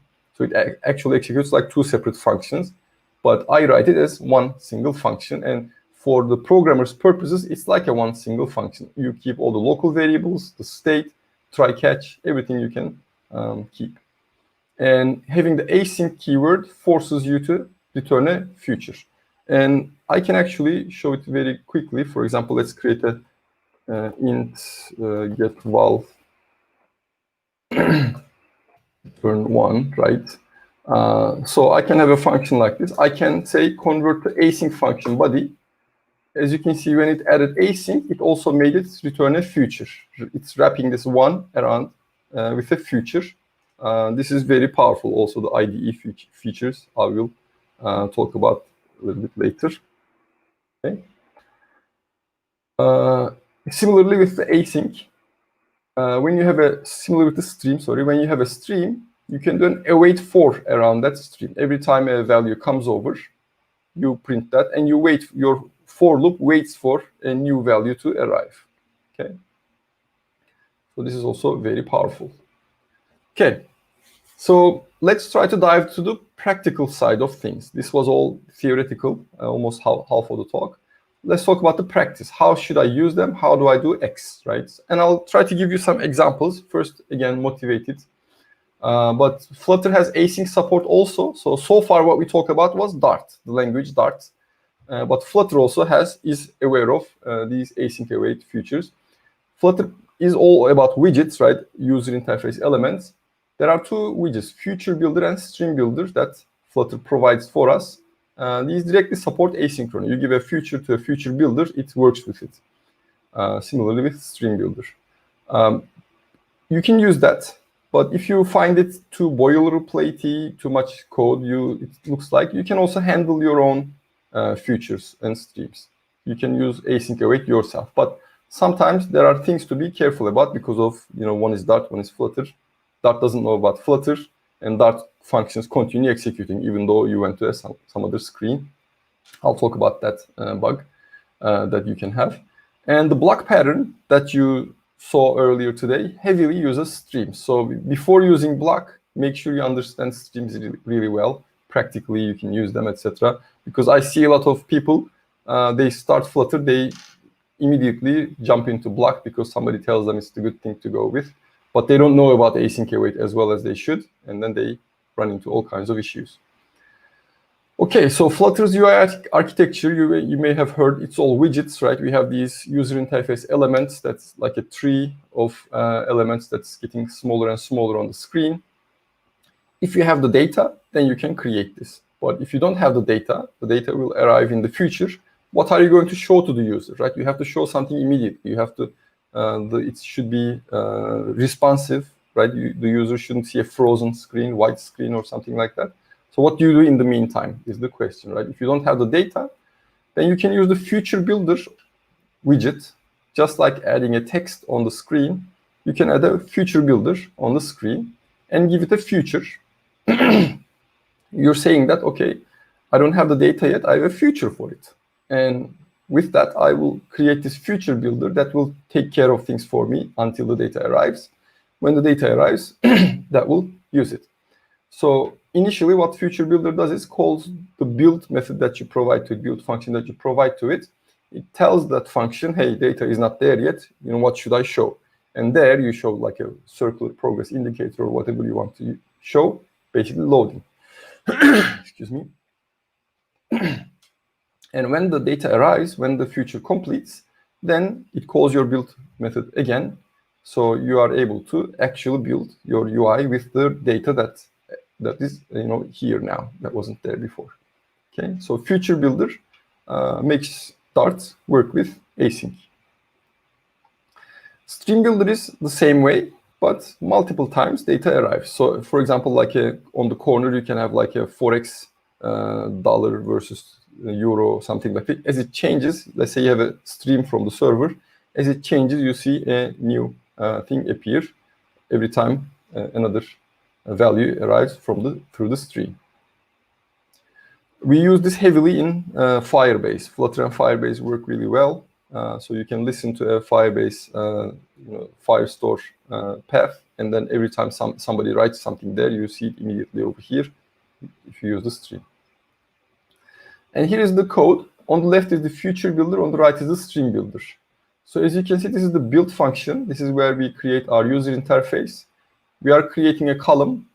This is the regular kind of user interface. I could, there's the children. I could put a text here. I can put a container here, etc. These are the regular user interface elements. Similarly, I can put a future builder if I don't have my future, if I don't have my data yet. if I have my future for it. So I need to put that future into a variable in my class, into a field, which I'll talk about later. So don't have a function call here that creates the future over here, and which I'll talk about soon. But we have the future. We are giving the future to the future builder with the future parameter. And we're giving a builder function to the future builder. So this builder function is executed by the future builder a bunch of times.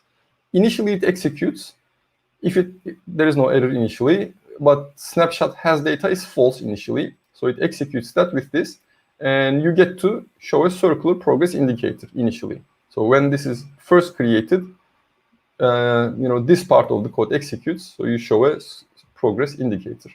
And sometime later, when the future, if there is an error, it again calls this, and then it says snapshot has error, snapshot.error has the error, so like the try catch. But if actual data arrives, then it calls this your function one more time, this inner function, and no error, there is data, so you get to return the actual row with the icon, text, whatever that comes from the snapshot from the future. Okay, so this is how future builder works. Exactly the same thing with stream builder, but the stream gives you multiple data, so this is called multiple times, so you get to create the row multiple times. Only once you show the circle progress indicator. Once you have one data, then new data arrives bit by bit. So the alternative, if you don't want to use this, so yes, this is good, but this can feel a little boilerplatey, right? It's too much code. Where is my code? All these ifs, etc. You may want to handle it yourself. How do you do that? In your init state, this is a pseudocode. In your init state, you can start an asynchronous job, which I'll talk about later. You can do this. You don't have to await on everything. And this is like starting a thread. And your init state has to return immediately. And then it starts this. And this one, and in your build function, since your state variable is null, this didn't execute fully yet. If state is null, you return loading. Okay.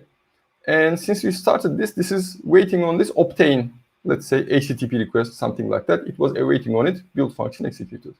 When this completes, then you can have your variable R contain the result, and in your set state, you can give it to the state variable, and then your build function can execute one more time, showing the actual data. So this is more or less like future builder. Okay, you can handle your async yourself, awaits and set states following those awaits. Okay, so this can feel a little more cleaner. And if you have multiple things, multiple futures that will be coming up, then this may be cleaner to use rather than a bunch of future builders nested. But there's people all the time run into this issue when they try to do this. You see the set state called after dispose bug, dispose exception. This is happening because your user info widget, this widget, actually moved out of the screen. So it's not there anymore. It's not in the widget tree anymore. But Dart doesn't care. You started this async function, it's going to complete. So when it obtained, it calls set state, but it's not there anymore, so you get this exception. Okay, this is why you get this exception. This can be okay actually, but there are ways to avoid that. But if you don't want to avoid that, sometimes it's also fine. What do I mean by that? So if you want to avoid this exception, you can replace your set state with something like set state if mounted. You can do find replace.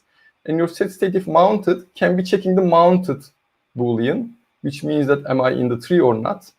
And if it's mounted, then call set state for you. So you don't have to do if mounted everywhere. This is easy to do. Or you can have if not mounted return right before your set state after each await. Or you can just ignore this exception because this exception is saying, okay, you want to put something on the screen. You're not on the screen. You cannot do that.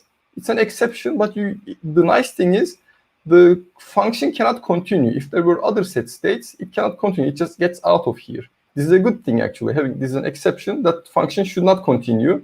This is just like if not mounted return. You just see something in your logs. I think you can sometimes just leave it alone. It's actually helping you not continue by raising this exception. So you have 3 options here. And in some of our apps, we are actually taking this approach sometimes now. And this is the code with the set state if mounted I told to you about earlier. So you just write this function and you replace all your set states with set state if mounted, and you don't get that exception anymore. but your functions will continue if there are other stuff after that that will continue. But you avoid that exception easily. Like this is the easiest version of avoiding that because find replace is very easy. Okay, like I said, you can start an async function like a thread. So what do I mean by that? So your init state function, you cannot have it be async. It has to be normal function, sync function, because you're overriding it from the parent class, and Flutter expects it to be a sync function. And you can here call an async init function that you created, which returns a future which takes some time. But as you can see, we're not doing anything with that future. We're just throwing it away, which is fine. You just get into the event loop like this. It will continue executing, but you don't wait for it, which is fine. This is like spawning a new thread. It works like that, which was the case in our example that I showed earlier. But if you're doing this in an async function, this is likely a bug because you maybe forgot to await on it. Maybe you meant to await on it. For example, when you open a file, you get a future. You assume that file is open. It's very easy, right, to open a file. But no, it takes some time, so it gives you a future. If you don't await on it, you run into issues. So you can, if you want to use the this analysis options file, if you put unawaited futures here, then if you did not await on a future, it will warn you, hey, there is a future here that you didn't wait on, which is very nice because you actually do sometimes forget to wait on futures, creating bugs. Okay, so that unawaited that comes from package pedantic helps you avoid those bugs. There is IDE support. So for example, you created a function start counter. I hope you can see this, and you hit Alt Enter. It says convert to async function body and then converts. I showed this to you earlier, actually. It puts the async, makes the return value future. Always it has to be future, even if it doesn't return anything, because the person who uses it needs to see that. Otherwise, you have no idea if it's an async function. For example, you have a sync function and you want to await something. It says, oh, you cannot do this. Well, you go there, hit Alt Enter. It says add async modifier, because of this, and then it does it, and then everything is happy. Similarly, let's say you use the function that gives you a future, some HTTP request or something. You hit Alt Enter, got this var future. You can add type annotation. It says, okay, this is a future, so you deal with it. You say, oh, I should have awaited it. I didn't want the future. I wanted the actual result. You hit Alt Enter again, you get the int. So I play like this. I code like this a lot to figure out what I'm going to be doing. I think this is what I show in this screen. The bottom part is an easy way to deal with functions that return futures. Okay, and earlier, as you remember, the init state, we were saying it has to be sync. It cannot be async. It actually lets you write the newer Dart versions. It wasn't possible earlier, but the newer Dart versions let you change the return value of the function that you're overriding.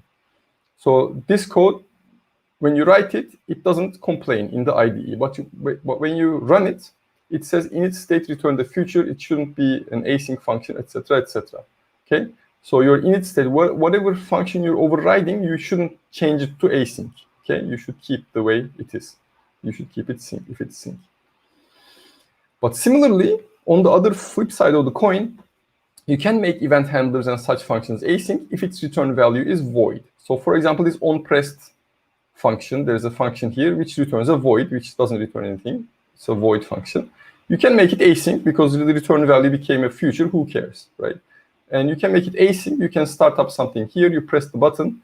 After 1 second, it will do something. It's fine. It just works. Okay. So event handlers, these inline functions, you can make them async. You can use await in them. But these overridden functions, init state, etc., did update widget, things like that, you cannot make them async. Your constructors, your build function, you cannot make them async. Also, your validators in forms, you cannot make them async. But there's a way to, there's a little trick that you can do to make it happen. And another suggestion is if you're using Stream Builder, separate UI code and async code for clarity. That's what I do sometimes. Stream Builder, async builder, like I showed you earlier, there's a lot of ifs in it, and you have to look around, oh, where is my actual UI elements, right? So this is what I do, actually. In my build function, I have an inner function, okay? really built inner function. Dart allows you that. It doesn't get called immediately, so it gets to here. There's a stream builder here. This is all boilerplate as far as I'm concerned. So standard code, boilerplate, it means that it's just standard code, that's filler code. It's not very interesting. So I have the stream, I have the builder, has error, shows you the error text, has data, calls the really build, otherwise calls circles progress indicator. These were switched in the earlier example that I showed you. But nice thing about this is all error checking, boilerplate, dealing with the stream code. This is my actual UI code. So I put it into a really build function. And when I look at this function, where is my UI code? Oh, it's in the really build function. I don't have to look down here. So this is one way to make stream builders, future builders less boilerplatey, clearer. Okay, so this is one thing that I talked about earlier, no side effects in the build function. What do I mean? So if you have a future builder or a stream builder or anything else in the build function, don't have a function that creates a future here, okay? So what is this code doing? This is a UI build, right? It's trying to create a user interface element, and there's a future builder here. And to it, I'm giving the HTTP call function called result as the future. So these build functions can execute multiple times for a bunch of different reasons. You have an animation in this widget, build function will execute again and again. Something changes on the screen, you press a button, now it's 5, counter is 5, this build function executes again. And every time this build function executes, this HTTP call function executes again, okay? So when the HTTP call function executes, it makes a request to the server.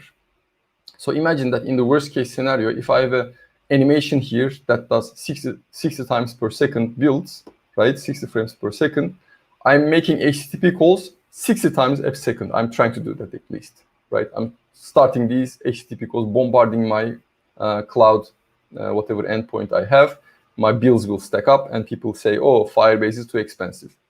So that happens. I see it all the time. Actually, this code on the left is from Flutter's official videos where Andrew Brogdon teaches async await, because of course this is easier to show in a small video. But no, you shouldn't do this. If you look at this Stack Overflow question, Remy Rezulé explains it nicely. Maybe we can actually click it.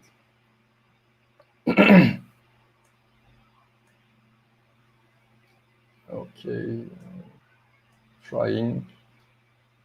Oh, okay, I cannot bring it here. So if I did like this, yeah, in the Stack Overflow question, he explains it. He actually asks it himself and explains it nicely. This is the author of provider.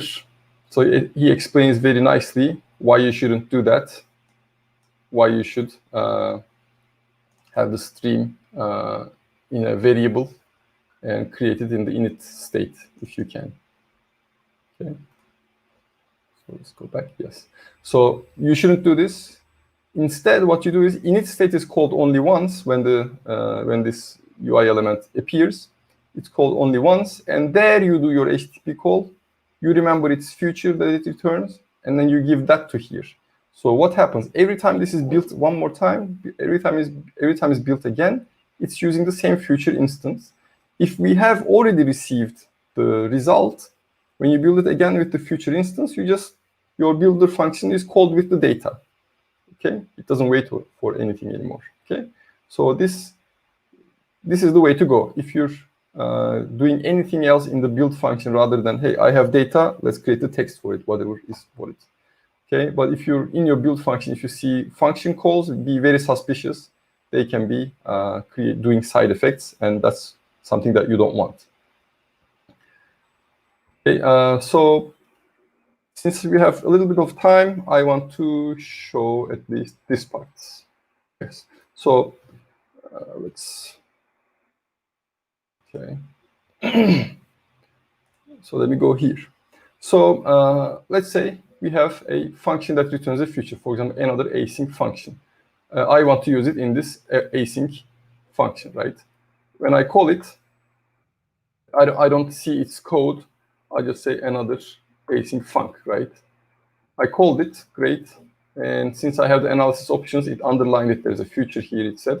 But if you don't have the analysis options, let's see, delete this because this is how it comes by default.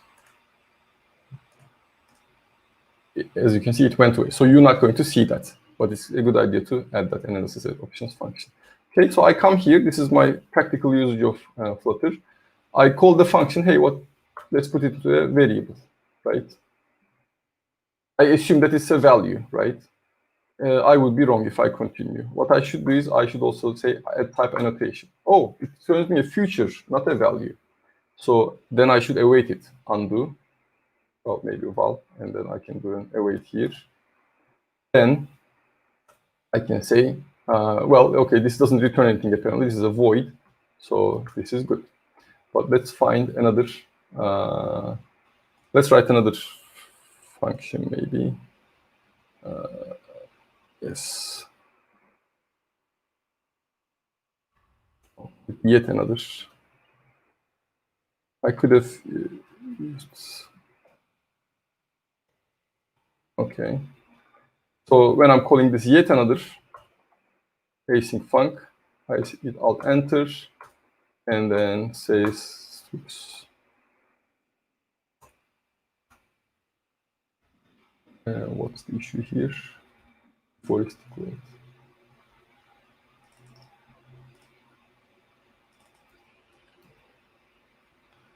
Oh yeah, so the same name, that was the issue, sorry. and I can say add type, oh, this is a future, right? Undo, put an await here. Yes, I have my int now, so I can continue, okay? So this is how I work. Whenever I meet a function that I'm calling, I can show dialog. Like show dialog returns me what?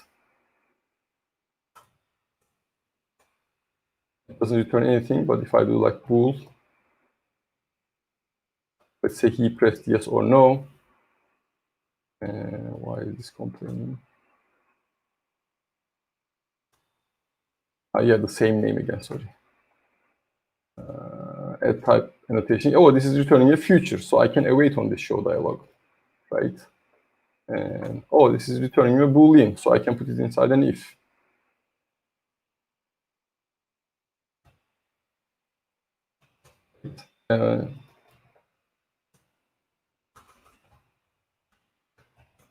Something like this. Okay, so you can play with this, and the IDE helps you a lot in understanding what it is returning, what I can do with it, and if you always do the should add type annotation thing, you're not going to run into any bugs, and it will also help you. What can I do with this? What can I do with this? You can do a lot of thinking inside the IDE without actually looking at the documentation. Okay, so that's my talk, and there are some references, some of my talks, and Andrew Brogdon's great videos about async await, which I also mentioned earlier. Florian Loisch's talk was the one that made everything work in my head. I really appreciated that talk back in 2015. And happy async programming. I hope you like it. I hope you enjoy it as much as we do. And I have a company that we're developing Flutter applications in, and you can reach me with gazialankus@gmail.com or with the Twitter handle that I have, gazialankus. Yeah, feel free to reach me about anything. Some advice for beginners: touch typing. I always talk about this because I think it's important. If you print out something like this on your wall, and then you look at that instead of looking at your keyboard, you stop looking at your keyboard, and your different fingers are responsible for different keys, so you can type without looking. And make sure you learn your IDE features before you progress for both Android Studio, IntelliJ, or VS Code. There is nice IDE feature articles for Flutter. So thank you. That's all I have. Thank you very much. Welcome. Thank you. So async and await and all this asynchronous programming is kind of frustrating for beginners because it sounds like it's a hard topic to study, but it's actually not. And especially for those who are still studying in, so to speak, old school university program, which is more about procedural programming and so on. And it was back in the days where the whole concept of developing was based on the paradigm that user actually can wait.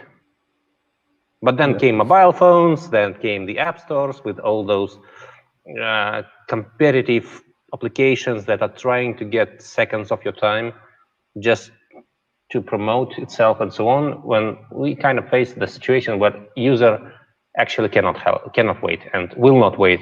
And if you make user wait a little bit, you're gonna lose that user.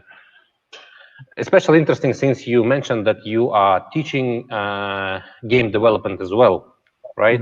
Because game development is kind of full of, mobile game development is full of all these async requests that have to fetch the data, all those pop-ups, all those statistics that are grabbing from different servers. And unless you understand that you should be using asynchronous programming in the particular game, you will not make the game that will keep a gamer's attention. Because in thread-heavy applications, user will not wait for sure. So our dear viewers, please consider that. Now we have a little bit of questions from the chat.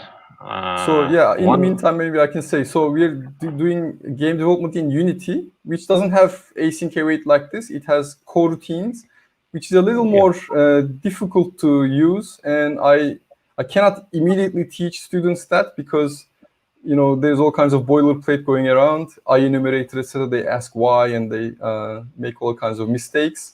So, but without that, it's very difficult to write the code for them. So they keep everything in class variables, etc. They try to keep state like that. It becomes very difficult.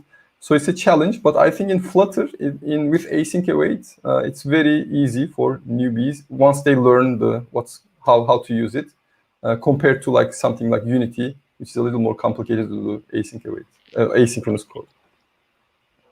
So Jamshid John asks about the difference between then and await. Yes, no difference at all. As await is in the background, under the hood, it's actually doing a .then for you. So it's actually doing the .then for you. There's no performance difference. There's nothing different. But if you do await, then you can put a try catch around it. And you can have multiple awaits. You can have a big try catch around them. You can catch errors very nicely, very easily. With then, you have to have like a error, I forgot the name, error catching function that you have to put at the end. So with using .then and futures directly is more cumbersome. And you cannot do things like this. For example, you have an if. If it's true, I will do something that takes time. If it's false, I won't do anything that takes time. So you cannot do this with .then. But you can do this with async await. You can put in one branch, you can await. In another branch, you don't await. You do something synchronous. So there are things that are very difficult. Maybe you can do somehow, but very difficult to do with .then.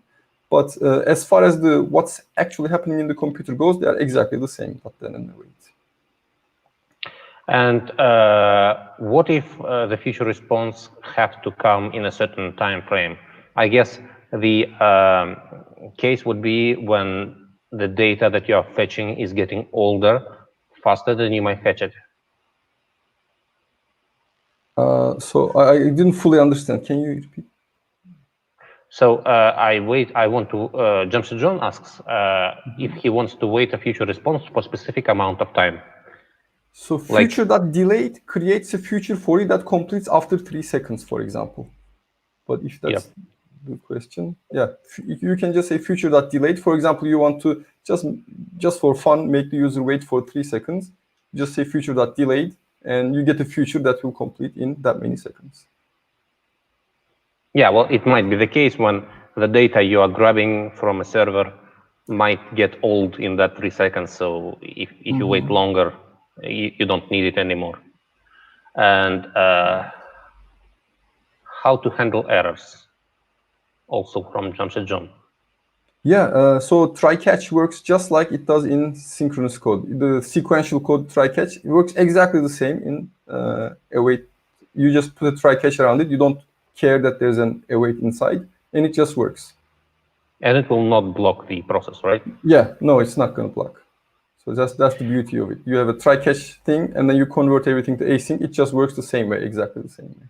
You can even debug it line by line. There was also a question by Ilhom, if JavaScript is also taught. I'm not sure about the context. I was talking about the course that I had, mobile applications course at our university with React Native and Flutter. We spent a couple of weeks talking about both JavaScript and Dart. So that's what he was referring to. I teach some JavaScript there, but I leave it to the students to get better at it. Okay. Thank you very much. Thank you very much Thank you for having me. Thank you. Nice talking to you. Yeah. And have a good day. You too. Bye. So this is it about the... So our next speaker, Ulukbek Israilov. Yes, Ulukbek is joining us now. And Hi. please welcome. Hi everyone, can you hear me? Check sound. We have a Flutter heavy stream today. Yeah, so now we are going to talk about structuring the application, right? Yep. Okay, hi everybody. I'm glad to be part of DevFest Central Asia. Hope you're all doing great. And in the next 30 minutes, we're going to have yet another talk about Flutter. So I'm going to share with you some lessons, tips that I have learned during my work with Flutter. So just a couple of words about me. My name is Ulukbek. I'm working with Flutter for the last 2 years, and I have created several Flutter apps for local and international market. So today we are going to talk about how to structure or architect your Flutter app, and we'll try to make our apps more maintainable and more predictable. This is our agenda for today. So first we will review some principles that every software engineer must know. Then I will give some practical tips in the context of Flutter development. And lastly, we'll take a look at a live example that I have prepared. So before we jump in, I should state that all I'm going to talk right now is fully based on my own experience. And disclaimer here, I'm not saying that, I'm not going to state that this is a bulletproof approach and you should definitely follow it bit by bit, but this is just general advices that I hope that everybody could find something useful in them. So without further ado, let's get started. Principles. I'm sure that everybody watching this stream today are familiar with Robert Martin or Uncle Bob, and who he is, what he have done. For those of you who still don't know about him, he is the guy who is responsible for these acronyms like dry, keys, solid, that everybody is asking in their job descriptions, right? So let's quickly recap some of them. Keys stands for keep it simple, stupid, which means that the code you are writing should be as simple as possible without any complexity. Dry means don't repeat yourself, which is self-explanatory. You should not have any code duplication. And lastly, let's mention single responsibility principle, which is a part of solid. And it basically means that every module, every class, or every function in your computer program should have only one responsibility and perform a single part of your program's functionality. If you don't know anything about these terms or about this topic, I strongly recommend you to do your own research, read about them, because these are some basics and fundamentals of software development. And if you want to be successful in IT in development, you should definitely understand and follow them. So principles are good, but how do I implement them in real app development, right? So our friendly Uncle Bob has helped here too when he proposed clean architecture approach. So what it is, it basically means that in the core of any system lies a business rules or business domain, which is actually true, isn't it? What we programmers do, we create programs for businesses, for business people, and usually business people, they don't really care what framework, what language we are using. as long as the program is working. And any other abstractions, languages, databases, or is it a web application or mobile application, everything is wrapped around this business rule.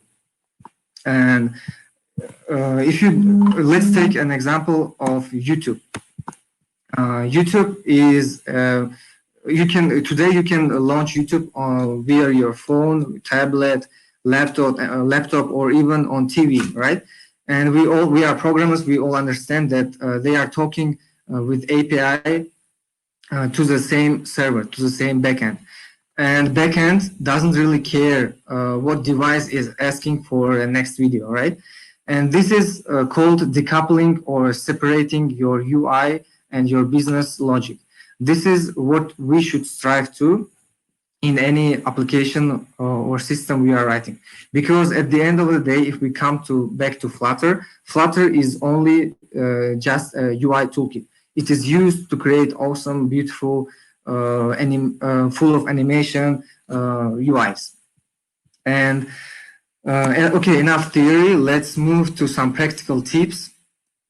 The tip number 1 is use linter. What is linter, you may ask? And I will tell that linter is basically a tool that analyzes your code and draws red squiggly lines when you make some mistakes. I'm sure that you have seen it. And how can we use it? So we should use it. We can use packages, because linter rules are just another packages. We can go to pub.dev and find pedantic or effective Dart rules and add them to our pub-spec YAML. The next step is we should create analysis options YAML file in the root of our project and import there our pedantic package. So is that all? Well, yes and no.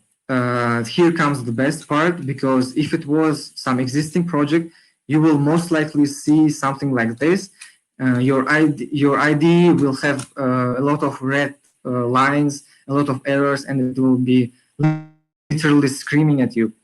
So here comes the best part. You need to refactor everything. And you may ask, why do I need to make my life harder to follow these rules? Because these rules will ensure that the code you are writing follows Dart language style guidelines. And in some companies, these rules are enforced to obey. For example, pedantic package is used internally in Google. And don't get me wrong, they are actually not so hard, and you can easily follow them and make your code much cleaner and much type safe. And also, you can customize these rules, turn them on and off if you need, and you can read about it on dart.dev. So the next tip I'm going to give is use code generation. Dart has an awesome support for code generation, and you should definitely use it. So the best place to start with is JSON serialization. Any modern app today works with internet. It communicates with the internet through some API, and usually JSON files are used to communicate. So we need in our app to parse this JSON and create some models, right?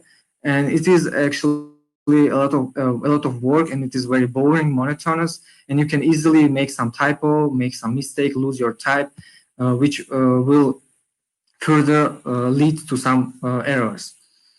So what is the solution? Solution is to use packages like JSON serializable or build value. So how can you use it? You just go to pub.dev again, import them to your project, follow instructions on the package page, and run this command. Run this command on your console: flutter pub run, build run or build, and let the Dart do its magic. We will take a look at the result of code generation in our live example. So the next tip I'm going to give is don't be obsessed by state management. And I put asterisks there for a reason.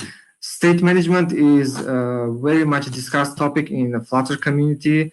everybody is arguing whether block is good, provider, Qubit, Mobix, Redux, etc., etc. Everybody is always arguing about it. But let's zoom out and apply our single responsibility principle for state management. At the end of the day, state management is responsible for managing the state of our app, right? Surprisingly. And we should not really depend on particular approach or on particular package, for example, on block or on provider, riverpod, and etc. We should structure our app in that way that we can easily replace one state management to another. For example, Qubit to block. And of course, you should. It always depends on the case. Not always you can use provider or riverpod, but we should strive to it, and we should select the state management wisely. And the last tip I'm going to give is create packages. So let's assume that you have an app with some image slider with cool animations. Also, you have some buttons with gradients. And in the next project you need to create the exact same slider or exact same button. So what you're going to do, I assume that you will open up your last project, copy all code, then paste it in your new project, then remove all dependencies, all references, change colors if you need. So sounds like a lot of work, right? So what I propose to you is you should create packages. You should encapsulate your widget, remove all dependencies, make it fully parameterized, and create a separate package. And you can reuse it in any new project you want.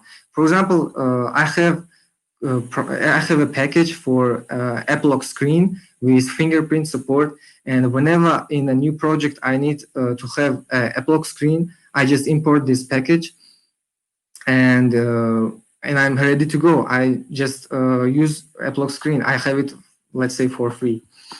And don't limit yourself with just Flutter packages with widgets. You can create Dart extensions, only Dart code, and also reuse it. And if you feel that your package is addressing some common problem, common pain, you should definitely publish it on pub.dev so that everyone can use it. And this is how open source is working. So enough talking. Let's see the live example that I have prepared. Okay, let's first run our app.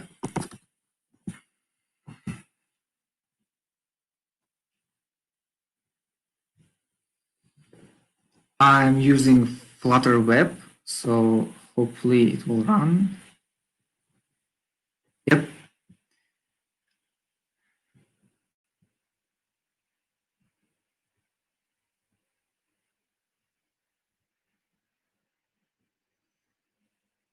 Now, this is our app that I have prepared. So you can click on this big button, and it will give you some ideas to do. For example, you are bored and you don't know what to do. So you just click on this button, and it will tell you what you can do. Also, we can choose some idea according to some category. For example, I want to do something social, right? And it will tell me go to concert with local artists with some friends, which we cannot do due to COVID, and etc. etc. Right? So where is all this data coming from? I'm using Board API.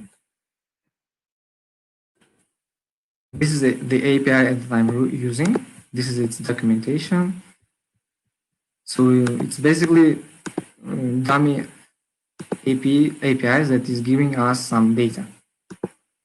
And as you can see, my app is fully responsible. Yeah. So now let's take a look how it is done. So first things first, let's take a look at our analysis options.yaml that I have talked. This is all linter rules that I'm using. As you can see, we can turn on and off any options we want. But you can basically just include the pedantic package and you are ready to go. Also, we have assets. There could be some your images, fonts you can use. Then we can look at our lib, which is our main code, and main.dart. It's just running our app. This is our app. It's nothing rocket science. It's just material app with some title. And as you can see, we have some dependencies provider. Let's take a look. It's just a multi-block provider that I'm using to provide blocks of that will be used further in the widget tree inside my app. So here we can see folders core, home, and search. So let's take a look at core. What is core? When I'm creating apps, I use this core package to encapsulate all constants or themes, roads that are common, that are applicable to the whole app, right? And also widgets. For example, we have here adaptive text button, which can you see it's fully parameterized. We can give it text, on tab, color, and text color, and this is this button. Also, we have the loader. We can use this loader everywhere in our app, and therefore I put it in core folder. Here we have theme data, or all our theme can be stored here. Then for road management, for navigation, I'm using a package called AutoRouter. It also uses code generation. So as you can see, I just declare all my roads that I need, and then I run code generation, and it will output me this file with all of this code that I don't need to write. It's very useful, and you can use it. So here we have our root widget, which will be run when we start our app. And as you can see, we can use it for dynamic route. For example, for dynamic route change. For example, in our app, we need to show login screen when user is not logged in. And if he is logged in, we need to show his profile page, right? And here we can check if the user is logged in or not, and depending on the state, show him the appropriate page. Right now, we don't have this login or etc. That's why I'm just returning homepage. If we go to homepage is basically this screen, and we can see here several folders. Let's take a look from widgets. Widgets. These are some encapsulated widgets that I'm using. For example, this idea button widget is this big button with bulb. Then pages, this is the only page we have. So home page, this is the widget this is responsible for displaying homepage. This is just a scaffold with add bar, and then we have block builder, which builds the content of page depending on the state that we have. For example, if it's success, if it shows this title and controls, then if it's loading, it will show this loader. If it's failure, it will show failure, and etc. etc. So here are all contents, widgets that will display according to widgets that will display the content of page depending on what state is coming from our block. Here are some models that we are using. So it's just an idea model. This is it represents this string that is coming from our API. And the most interesting part is, of course, block that I'm using. I'm using block package from Felix Angelov, which is the most favorite block implementation. If we take a look to state, these are all states that can be in our homepage. It can be initial, loading, or success or failure, right? So initially, we don't have any tip. That's why it's called initial. Then we can have loading state or success state or failure state. And this state holds this idea model that we have to show this suggestion for our user who wants to do something. Then we have events. So we have just one event for this screen, which is on top of this big yellow button. It is called search random because we just search a random idea that we want to do. And the main file for block, which is where we map our events to state. So as you can see, we have only one event, which is search random. And when it comes to our block, what we are doing, we are yielding the loading state. As you can see, when we push this button, first it loads, right? It is loading. Then, if it's okay, if we got something, then we map this representation of activity to our idea model, and then we show it to our user through yielding. If some error happens, we catch it with our own exception. What is this repository doing, right? Because as I have told before, our block is responsible just to manage the state. That's why I encapsulated the logic of getting from API, getting data from API to the repository file. And we can take a look at it. But we cannot find it in the home folder, right? So where it is? It is in our packages folder. It is fully encapsulated, and therefore I created a separate package for it. As you can see, we have a board repository package, and it has its own analysis options, its own pubspec YAML.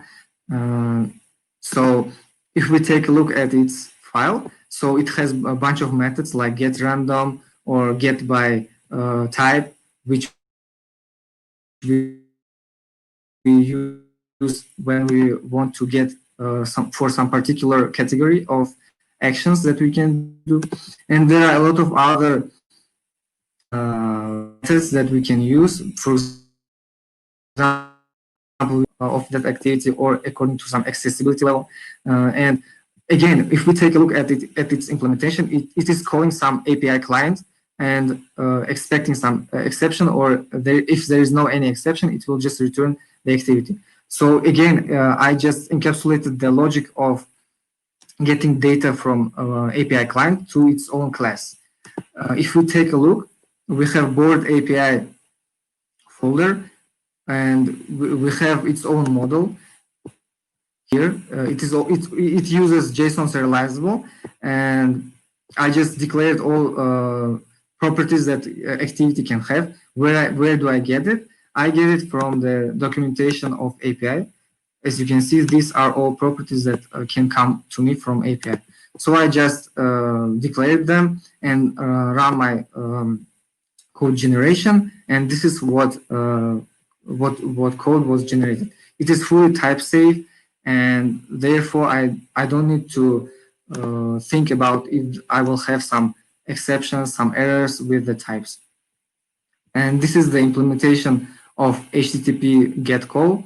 So I'm just throwing some parameters that can be used to get exact activity that I want. For example, we can get it by key or by type, and etc. etc. So these are all parameters that can be used. As you can see, we encapsulated our API client and our repository to its own package, so that we don't really care where the data is coming. For example, right now it's coming from API, but further it can come from our local storage, from our database. So what we should do, we just need to change all the logic inside this board API package, and the rest of our app we can just don't touch it, and it will work as expected, because we successfully separated all our UI and our business logic and our calls to API, calls to local storage, and etc. So that's all from my side. I will thanks to everyone who joined this talk. these are some. These are my Telegram account and GitHub account. You can reach me if you have any questions. Also, we have some Flutter Uzbekistan community. You can also join there and post your questions and talk, and have a good day. Thanks. Thanks. Thank you very much. We have some questions. Yes. Yes. So first,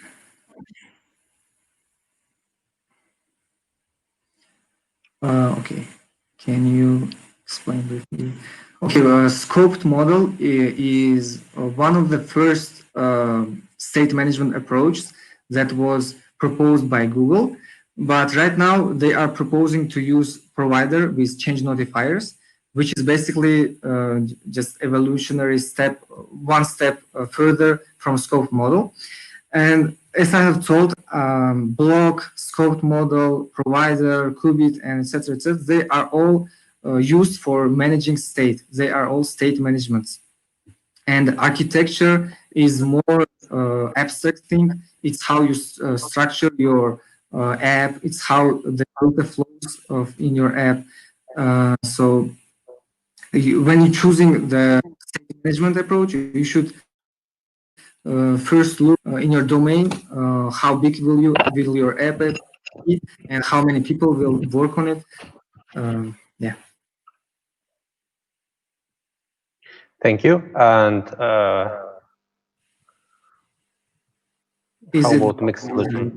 And block as a mixed solution for? Yeah, why not? You can definitely mix them, but make sure that they are separate. They are separated. Then there will be no mess eventually in your code, because it's very easy to make a mess, and then nobody except you will understand your code.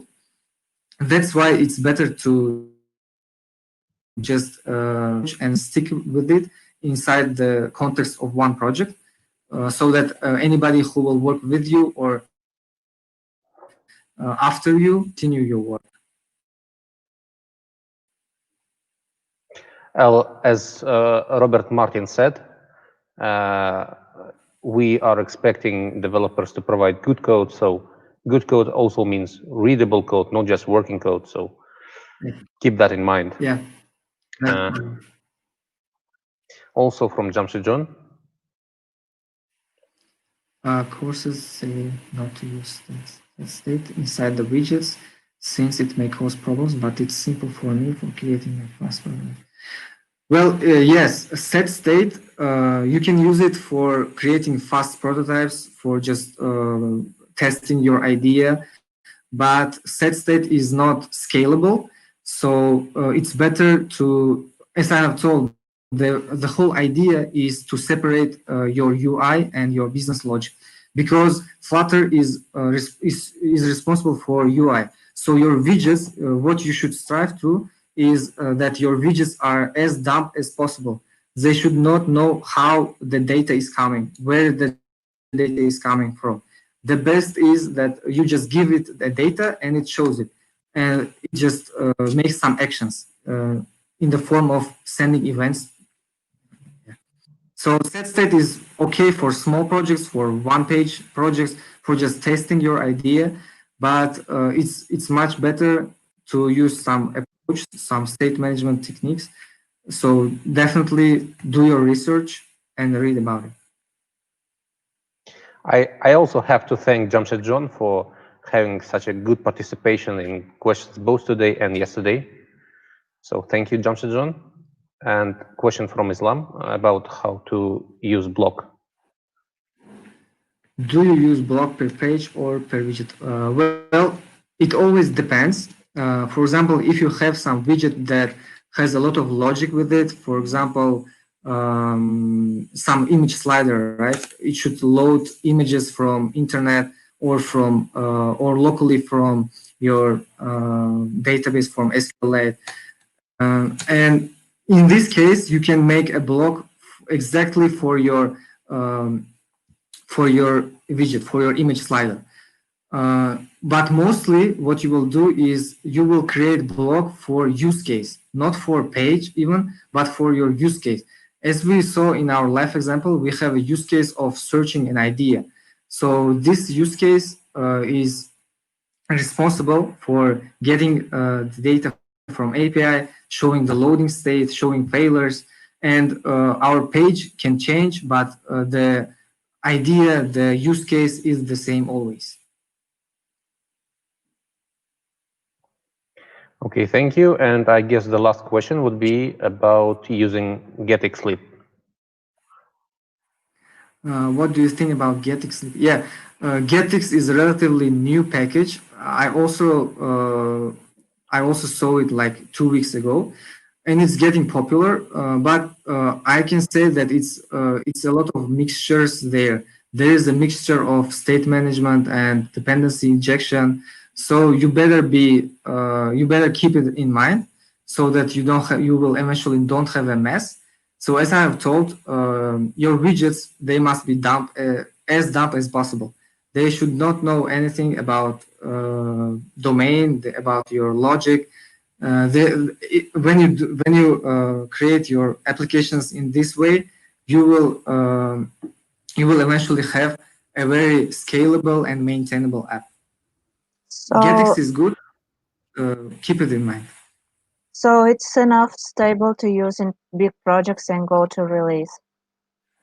Yeah, of course, you can use it in big projects, but always be aware of the consequences when you depend on packages like this. When you depend, when your logic all your logic depends on one package. For example, if this package will not be maintained anymore, what will you do? You need to think about these cases also. Well, thank you very much, Lukbek. It was a pleasure having you. Thanks for having me. Have a good day. You too. And our next speaker for today is Alexander Denisov from EPAM. Привет, Hello, привет. how are you? Привет. Hello, hello. Да. Последний семинар у нас возможно задавать вопросы на русском языке. Рада вас видеть. Спасибо, что присоединились. Воскресный день. Да, я тоже очень рад к вам присоединиться. Я, конечно, мог бы и на английском рассказать, но я думаю, что на русском будет, наверное, проще и понятнее. Как вам удобнее? Хорошо. Спасибо.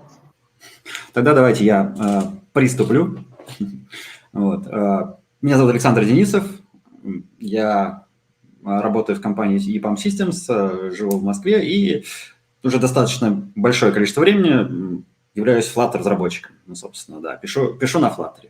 Вот. Но, кроме того, я еще Flutter GD, Google Developer Expert. Вот. И тоже занимаюсь организацией Google Developers Group, только в Москве, организатор GDG Moscow. Вот. И по поводу этого доклада, то есть на самом деле про Flutter много где и много как сейчас рассказывают. Вот. Но я обратил внимание, что большая часть рассказов, которые сейчас происходят, она в основном касается каких-то best practices, каких-то вопросов, связанных с архитектурой, да, что лучше использовать, там, блок или Redux, как это отличается от Scoped Model, ну и тому подобное, в общем, best practices. И достаточно мало докладов, которые рассказывают нам о том, как же вот так это происходит, что мы пишем какой-то код, вот, описываем какие-то виджеты, потом происходит какая-то магия, и мы на экране телефона видим какое-то приложение. Да? А как же это происходит там, под капотом, внутри? Ну и, собственно, это и была идея вот этого доклада. То есть мы не будем здесь рассматривать какие-то конкретные примеры кода, какие-то best practices, а просто пытаемся разобраться, как же вот это все работает. Вот. Ну, начну издалека. Как Flutter – это такой фреймворк, который позволяет нам создавать beautiful, fast, productive, open приложение. Ну, что здесь имеется в виду, да? Beautiful – это значит, что у нас там есть возможность создавать beautiful UX, используя способы управления чуть ли не каждым пикселем. Fast – это значит, наше приложение работает быстро, потому что использует там скию под капотом и рисует виджеты само по себе. Productive – это мы можем делать приложение быстро, потому что у нас есть такие классные штуки, как hot reload, hot restart, одновременный дебагинг на нескольких устройствах и так далее. Ну и open – это все open source, мы можем посмотреть исходный код и так далее. Обычно вот так начинаются доклады о том, что же такое Flutter. И еще вот обычно прикладывают такие классные гифки с примерами super flexible UI, красивыми картинками и так далее. Ну, в общем, я подумал, действительно, сколько уже можно про это говорить. Давайте проговорим про кишки. Вот такую картинку, наверное, большая часть из вас, кто интересовался Flutter, видели большое количество раз, потому что, ну, собственно, с нее и начинаются рассказы о том, что такое Flutter. Вот. Но на самом деле она не совсем полная, да. Тут можно добавить еще одну часть платформенную. То есть верхняя зелененькая часть – это у нас фреймворк, написанный на Dart, который мы можем там по команд-клику пройти и посмотреть имплементацию любого нашего виджета и так далее. Синенькая – это уже Dart Engine, Flutter Engine, написанный на плюсах, который уже гораздо похитрее, и там происходит много магии. Там внутри находится как раз Skia, вот, внутри находится виртуальная машина Dart, вот, текстовый engine, еще много чего. Ну и нельзя обойтись без платформенной части. Платформенная часть – это как раз та часть, которая отвечает на взаимодействие Flutter и платформы. Да? Потому что Flutter же он один, платформ много. Вот. И как же ему там запускаться на ней. Да? Поэтому на Android есть свой Android Shell, который позволяет Flutter запускать в качестве отдельной activity. Да? Там на iOS есть iOS Shell, вот. Для всяких embedding устройств есть Embedder API, вот. Для веба есть своя отдельная веб-штука, ну и так далее. Вот. То есть эта часть, она разная для каждой платформы. Ее обычно почему-то забывают. Вот. Ну и Flutter-разработчик, как правило, во время своей работы большая часть работает только вот с этой маленькой частью фреймворка, да? Ну, потому что здесь как раз находятся виджеты, а что мы делаем? Да? Мы просто берем и создаем эти виджеты, чтобы получить наш UI. Вот, поэтому у нас есть какие-то готовые блоки, которые мы просто берем и используем. Собственно, и в этом так получается наша программа. Вот. Давайте мы попробуем заглянуть поглубже, пониже, поскольку у нас слоистая, да, архитектура, попробуем заглянуть пониже. Ну, вот эту картинку, наверное, тоже большая часть из вас видела, да, это то, что все виджеты во Flutter, everything is a widget, да, и все виджеты во Flutter делятся на два типа, там, stateful и stateless. И, по сути, когда мы пишем свой код, мы просто берем и компонуем дерево из этих виджетов. Дерево. Почему дерево? Ну, посмотрим, да, самая простая, там, simple программа на Flutter, да. У нас есть material app виджет, в который мы вставили scaffold. Вот. Внутри scaffold у нас есть app-бар для отображения там, в верхней панельке. Да, в ней есть какой-то текст. Вот. Ну, а уже в теле scaffold у нас есть виджет-центр, в который мы поместили столбец с двумя строками текста. Вот. Ну и вниз floating action button, кнопочка для того, чтобы совершать какой-то экшен, и в нее, значит, ставим иконку. Вот. Вот это, собственно, здесь нарисовано как раз виджет 3. Вот. Давайте посмотрим, похоже на дерево? Ну, вроде немного похоже даже, да? Но дерево же растет от корня, а у нас в корне material app. Так вот, если дерево перевернуть, посмотрим. Ну вот, вроде дерево.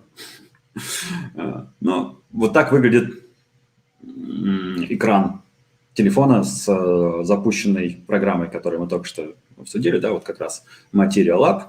внутри scaffold, и там есть abbar с текстом, и столбец с 2 строчками и кнопка. Вот. То есть у нас было какое-то дерево с какими-то виджетами, и получился экран. А что же, собственно, из себя представляют эти виджеты, да, из которых мы дерево компонуем? Вот. Если заглянуть в исходный код, вот, и посмотреть код виджета, то здесь такой верхний кусочек определения виджета. Что мы в первую очередь видим? Да? Видим аннотацию immutable. А что значит immutable? Это значит, что все поля этого класса final и не могут быть изменены. Ну, как же так получается, да? То есть у нас, с одной стороны, там классный UI-чик, который у нас мы что-то делаем, что-то меняется, да, вот все это происходит, да, а у нас immutable, и вроде как бы все должно быть статично. Что-то не складывается, да. Вот. Ну, и если поразмыслить, да, таким образом, то можно сделать вывод, что на самом деле то, что мы видим на экране, это, конечно, не виджеты, потому что виджеты immutable. Значит, есть какие-то еще объекты во Flutter, которые, собственно, рисуют что-то на экране. Вот. И можно сделать вывод, опять же, да, что виджет – это же, по сути, просто конфигурация чего-то. Мы что-то конфигурируем. А это просто статическая конфигурация, которая один раз нам что-то конфигурирует, и это что-то потом рисует нам уже на экране. И да, это действительно так. Во Flutter существует не одно дерево виджетов, а на самом деле там 3 дерева. Есть еще дерево элементов и дерево рендер-объектов. Вот. И за что они отвечают? Дерево виджетов действительно отвечает за конфигурацию. Дерево элементов отвечает за жизненный цикл. Ну, собственно, элементы – это и есть те главные объекты, которые всем управляют. Они управляют жизненным циклом этих компонентов, видимых на экране. Ну и есть еще отрисовка. За отрисовку отвечает дерево рендер-объектов. Ну, то есть, например, мы запрограммировали, закодили какой-то виджет. Вот. И когда у нас исполняется наш код, вот, то как бы Flutter смотрит, ага, вот у нас есть виджет. А есть ли у этого виджета соответствующий ему элемент? Если элемента нет, то элемент создается. И после этого связывается с этим виджетом. Ну, то есть, заметьте, да, элемент связывается с виджетом, а не виджет с элементом. Потому что элемент главный, а виджет всего лишь его конфигурация. Вот. После этого элемент создает рендер-объект, который будет, в свою очередь, уже что-то рисовать на экране. Элемент, он просто управляет этим всем. Вот. Ну, а если у нас дерево виджетов, то ему соответствует дерево элементов, и ему соответствует дерево рендер-объектов. То есть каждый элемент привязан к своему виджету, чтобы брать эту конфигурацию, и привязан к своему рендер-объекту, чтобы управлять отрисовкой. Причем, как видите, да, не у каждого элемента есть свой рендер-объект. Почему так? Ну, потому что не каждый объект должен быть отрисован. Смотрите, взять, например, какой-нибудь layout. Ну, layout все-таки имеет рендер-объект, на самом деле, если быть честным, потому что он тоже управляет размером. А вот если взять, например, stateless widget, это ведь тоже виджет, но, по сути, он просто в методе build объединяет несколько виджетов, которые будут рисоваться. Вот. Это называется компонентный виджет, которому соответствует компонентный элемент, и он, на самом деле, ничего не рисует, он просто объединяет. Вот у такого элемента не будет рендер-объекта. То есть, поскольку есть виджеты, которые что-то прямо рисуют, типа текст, image, там, button. Есть виджеты, которые их компонуют. Это stateless widget, stateful widget. Вот. Им, соответственно, компонентный элемент, который не рисует ничего. Вот. Но есть еще третий тип виджетов, который тоже ничего не рисует. Это inherited widget, но о них еще потом отдельно поговорим. Это виджеты, которые, соответственно, прокси-элементы, которые прокидывают какие-то данные вниз по дереву. Ну и если посмотреть на рендер-объекты, то это как раз дерево, которое мы и видим на экране. То есть мы видим не виджеты, не элементы, мы видим рендер-объекты.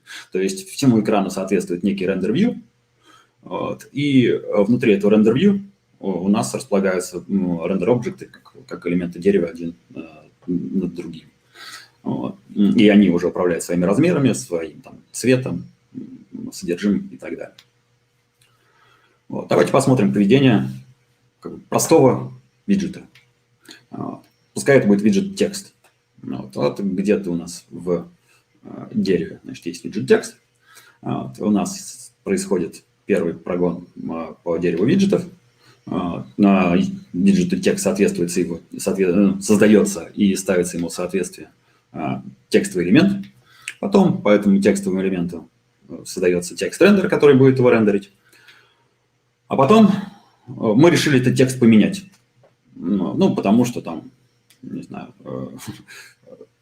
пришло другое состояние, да, нам надпись надо поменять на экране. Вот. А мы помним, что виджет иммутабельный. И поэтому у нас не меняется текст внутри виджета. У нас просто уничтожается тот виджет, который был, и взамен ему ставится другой виджет, новый, свежий. Именно поэтому говорят, что... Ну, не именно поэтому. Вот говорят, что дартовский garbage коллектор очень подходит для работы с Flutter, да, потому что как раз у него очень хорошо получается быстро уничтожать цепочки объектов, потому что бывает, что целые деревья надо перестраивать, и надо уничтожить одну цепочку виджетов и создать другую. Garbage коллектор очень хорошо с ним справляется. Ну так вот, у нас появился новый виджет, и после этого надо поставить ему в соответствие элемент. Вот смотрится на том месте, где раньше стоял элемент, того виджета стоит этот элемент. И происходит проверка. А соответствует ли новый виджет старому элементу? Проверка, причем производится по двум параметрам. Это по типу виджета и по его ключу. Ну, соответственно, отсутствие ключа – это как бы тоже ключ, только если ключа нет, то значит только по типу. И вот если тип соответствует и ключ соответствует, то они связываются. И старый элемент привязывается к новому виджету. Вот, то есть элементы, они мутабельны, и они создаются, ну, поскольку это объект значительно более тяжелый, чем виджет, вот, они по возможности стараются не быть пересозданными, а просто измененными. Итак, старый элемент привязывается к новому виджету, а после этого проверяет, не надо ли что-то поменять в рендер-объекте. Смотрит конфигурацию, свой виджет. Текст изменился. Значит, меняем текст в рендер-объекте. Вот. И при следующем построении фрейма текст на экране будет изменен. Как вообще Flutter понимает, да, что нужно какие-то виджеты ребилднуть, а какие-то, может быть, не ребилдить? Что надо проверить, надо что-то менять в рендер-объекте или нет? Для этого есть такое замечательное свойство, называется dirty, грязненький, запачканный. И у нас, когда идет прогон по дереву элементов, для того, чтобы посмотреть, надо ли что-то перерисовывать и перебилдивать, он проверяет состояние. И если элемент не dirty, то все окей, идем к следующему. А если элемент dirty, то значит надо ребилднуть виджет, получить новую конфигурацию и проверить ее соответствие, ну, то есть насколько конфигурация соответствует тому, что есть в рендер-объекте, надо ли там что-то поменять. Вот. И именно поэтому Flutter тоже так быстро работает, то есть ему не надо каждый раз ребилдить все виджеты. Вот. Он ребилдит только те, которые действительно нужно изменить. Вот. И одна из причин, да, почему нам не рекомендуют делать большие методы build. Потому что если у нас изменилась какая-то маленькая часть, вот, то весь элемент, который соответствует этому виджету, помечается как dirty. И, соответственно, вызовется весь билд, и как бы все операции внутри него будут выполнены. Вот. А если виджеты сделать поменьше, то, соответственно, билд вызовется только у того, который действительно изменился. И, соответственно, перерисовываться будет только тот рендер-объект, который соответствует ему. Вот. А все остальные, ну, там с рендер-объектом чуть сложнее, но суть в том, что вызовется только один билд, а не все остальные, как если бы их запихать внутрь большого билда. Вот. Ну, и тут еще нужно посмотреть на сами виджеты, то есть как происходит установка этого свойства dirty. Ну, то есть есть stateless виджет, он там простой как палка, да, у него есть конструктор и метод build. Вот. И каждый раз, когда происходит какое-то изменение, у него там в паренте, который его создает, он просто уничтожается и пересоздается. Вот. И, соответственно, когда он пересоздается, его элемент выставляется в dirty. Вот. Со stateful виджетом все немножко сложнее, поскольку сам stateful виджет состоит из двух элементов.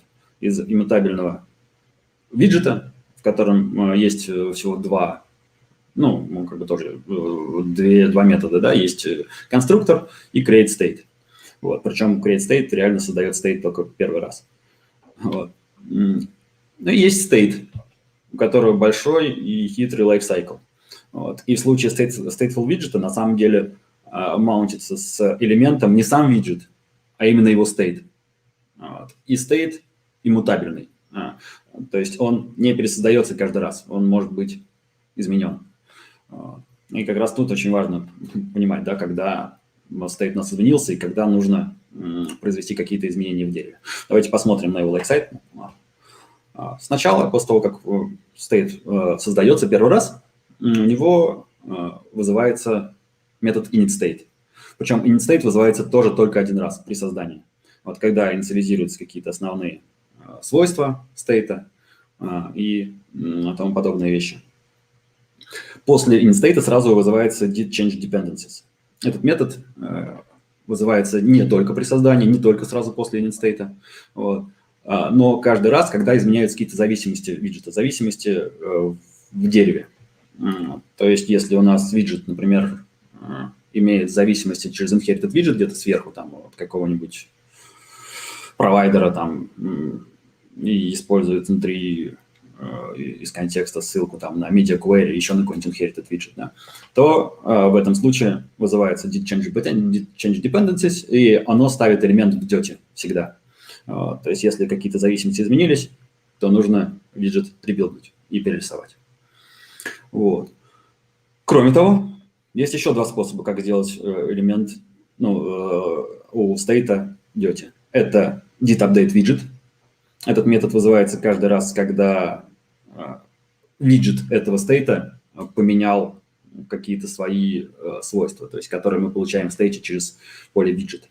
Когда это что-то меняется, то у нас вызывается didUpdate виджет, и он тоже ставит state в dirty.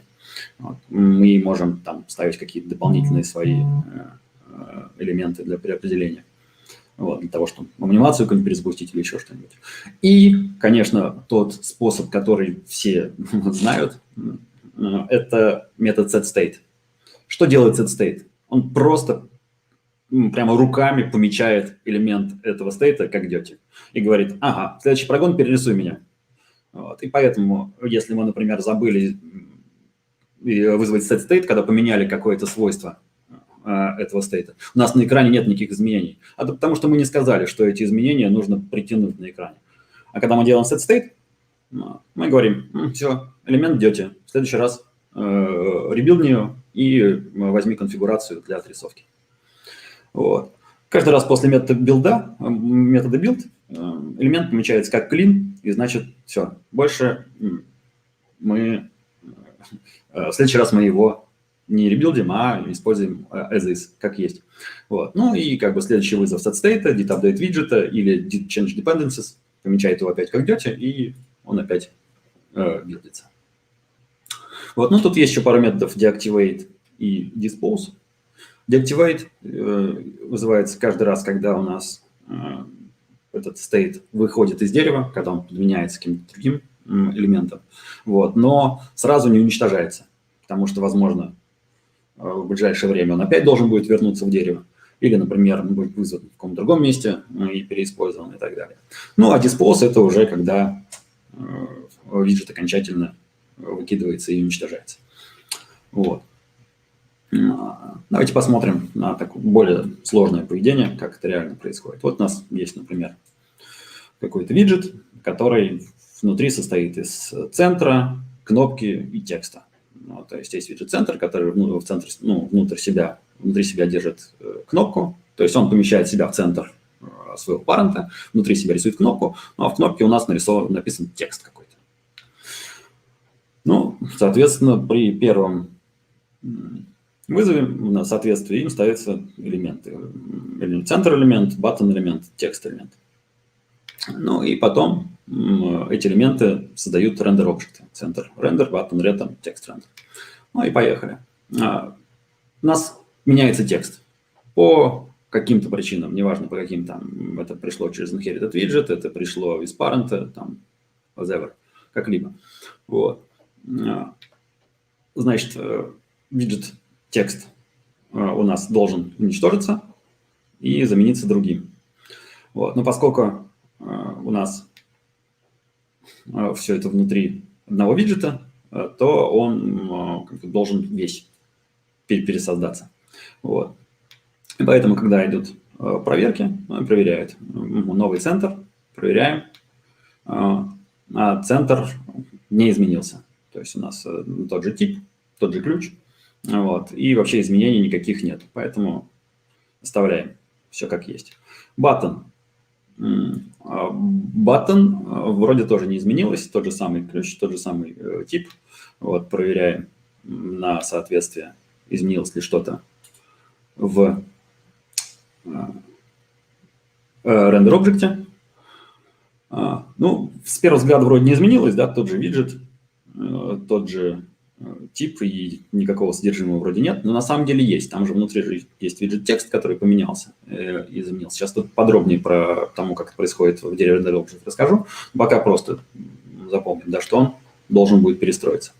И вот текст. У нас новый виджет, проверяется по типу, по ключу. Вот. Надо поменять в дереве рендер-объектов текст.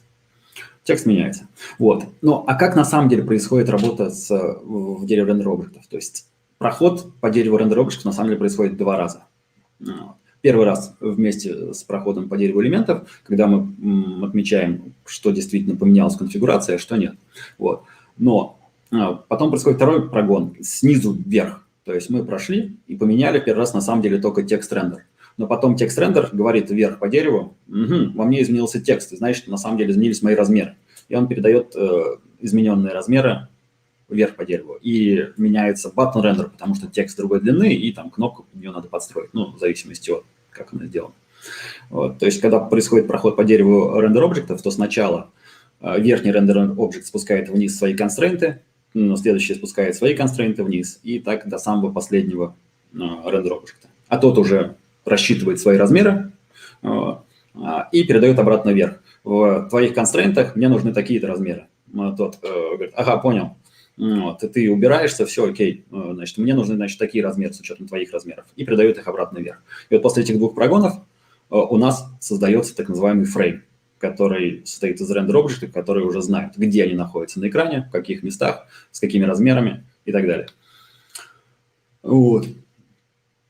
А что если у нас мы решили не поменять текст, а вообще текст убрать и вместо него поставить иконку?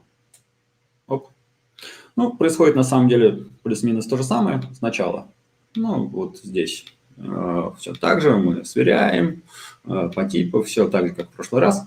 Ну, что-то поменялось, что-то не поменялось. И вот тут иконка ищет в соответствии себе элемент. И не находит его, потому что его нет, потому что там элемент для текста. Вот. В этом случае создается новый icon-элемент, вот. А предыдущий элемент деактивируется. Он пока остается в памяти, но открепляется от активного дерева и пока там просто висит. И если в ближайшее время к нему не обратятся, заново перестроить, то он уже будет диспожен и выкинут напрочь. Вот. Соответственно, создается новый рендер-объект взамен того, тот тоже уничтожается, и уже перестраивается все дерево. И тут еще интересный момент, да, если мы посмотрим в код элемента, Вот. Что же такое наш элемент? Да? То можно увидеть забавную вещь вот в конце верхней строчки, что элемент имплементирует класс интерфейс buildContext. И там, если покопаться и подумать, то на самом деле очень легко делается вывод, что вот тот самый buildContext, который мы получаем в методе build и который везде используем для того, чтобы вытащить там значение inherited widget и так далее, это не что иное, как ссылка на элемент, соответствующий этому виджету. То есть контекст – это та дверка из дерева виджетов к дереву элементов. И вся информация, на самом деле, которую мы получаем о размерах других виджетов, информация об inherited виджетах и так далее, мы получаем через дерево элементов, когда через контекст мы обращаемся к нему, и из дерева элементов все вытаскиваем. Вот, потому что виджеты ничего на самом деле не передают, кроме своих параметров. Вот, а все взаимодействия с контекстом – это на самом деле взаимодействие с деревом элементов. И это дает ответ на один из вопросов, который часто бывает задают на собеседовании. Да, например, вот build-контекст, который мы получаем в методах build у разных виджетов, это один и тот же контекст или разный? Ответ – разный, потому что в каждом билде build-контекст – это ссылка на элемент этого виджета. Но поскольку дерево виджетов, оно связано между собой, то через этот контекст мы можем получить информацию об элементах выше по дереву и, соответственно, об их рендер-объектах. Вот. Ну, а все-таки, если... Ну, да, даже не так сейчас, как скажу. Вот мы немножко должны были поговорить о том, как происходит рендеринг, пейнтинг, gestures and foundation, но на самом деле просто поговорили, как у нас устроены деревья внутри. Вот. И чтобы смотреть дальше вглубь, как происходит вообще процесс рендеринга и пейнтинга, ну, можно эту картинку немножко изменить. Вот. На самом деле вот так вот можно сделать, да? Потому что engine обычно рисует очень сокращенно, да, на самом деле в нем тоже очень много частей, вот, и платформ содержит тоже очень много элементов, которые платформ-специфик для каждой из платформ. Вот. Начнем просто издалека, как все это происходит. Если посмотреть на вот эту часть, например, Event Loop Interop. Что это за часть? Это часть платформенного куска движка, который отвечает за связь событий, происходящих на платформе, с, собственно, фреймворком. Вот. А почему Event Loop? Вот. Ну, потому что, наверное, читали, знаете, да, что в Dart все происходит внутри Event Loop, что вот этот один поток дартово исполняемого кода у нас сначала исполняется метод main, а потом все события, которые происходят в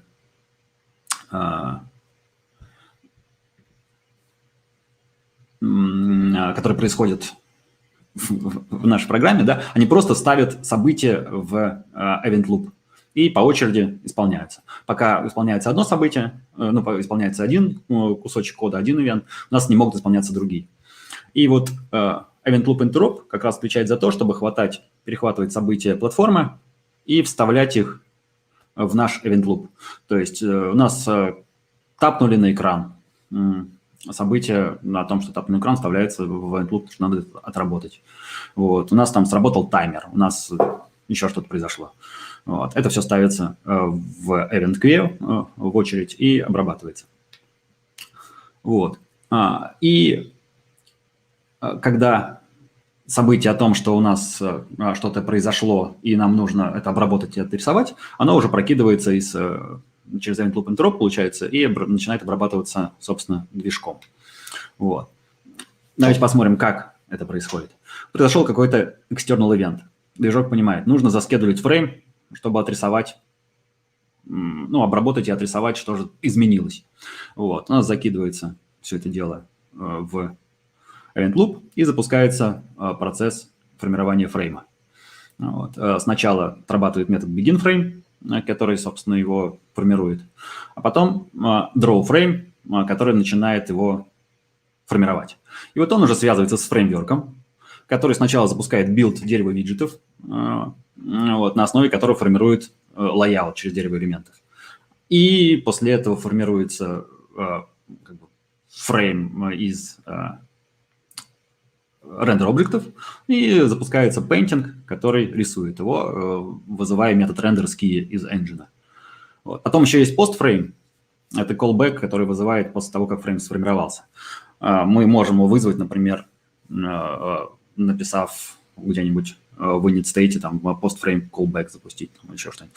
Потому что если нам нужна какая-то информация об уже отрисованном виджете, там, не знаю, размеры, которые мы не знаем до того, как стартанули отрисовку, вот, то до того, как он отрисуется, мы их не знаем. Но мы можем посмотреть в постфрейме. Вот для этого мы делаем postframe callback, который запускается после отрисовки и может сделать, ну, провести какие-то расчеты и заскедывать, например, новый фрейм измененный.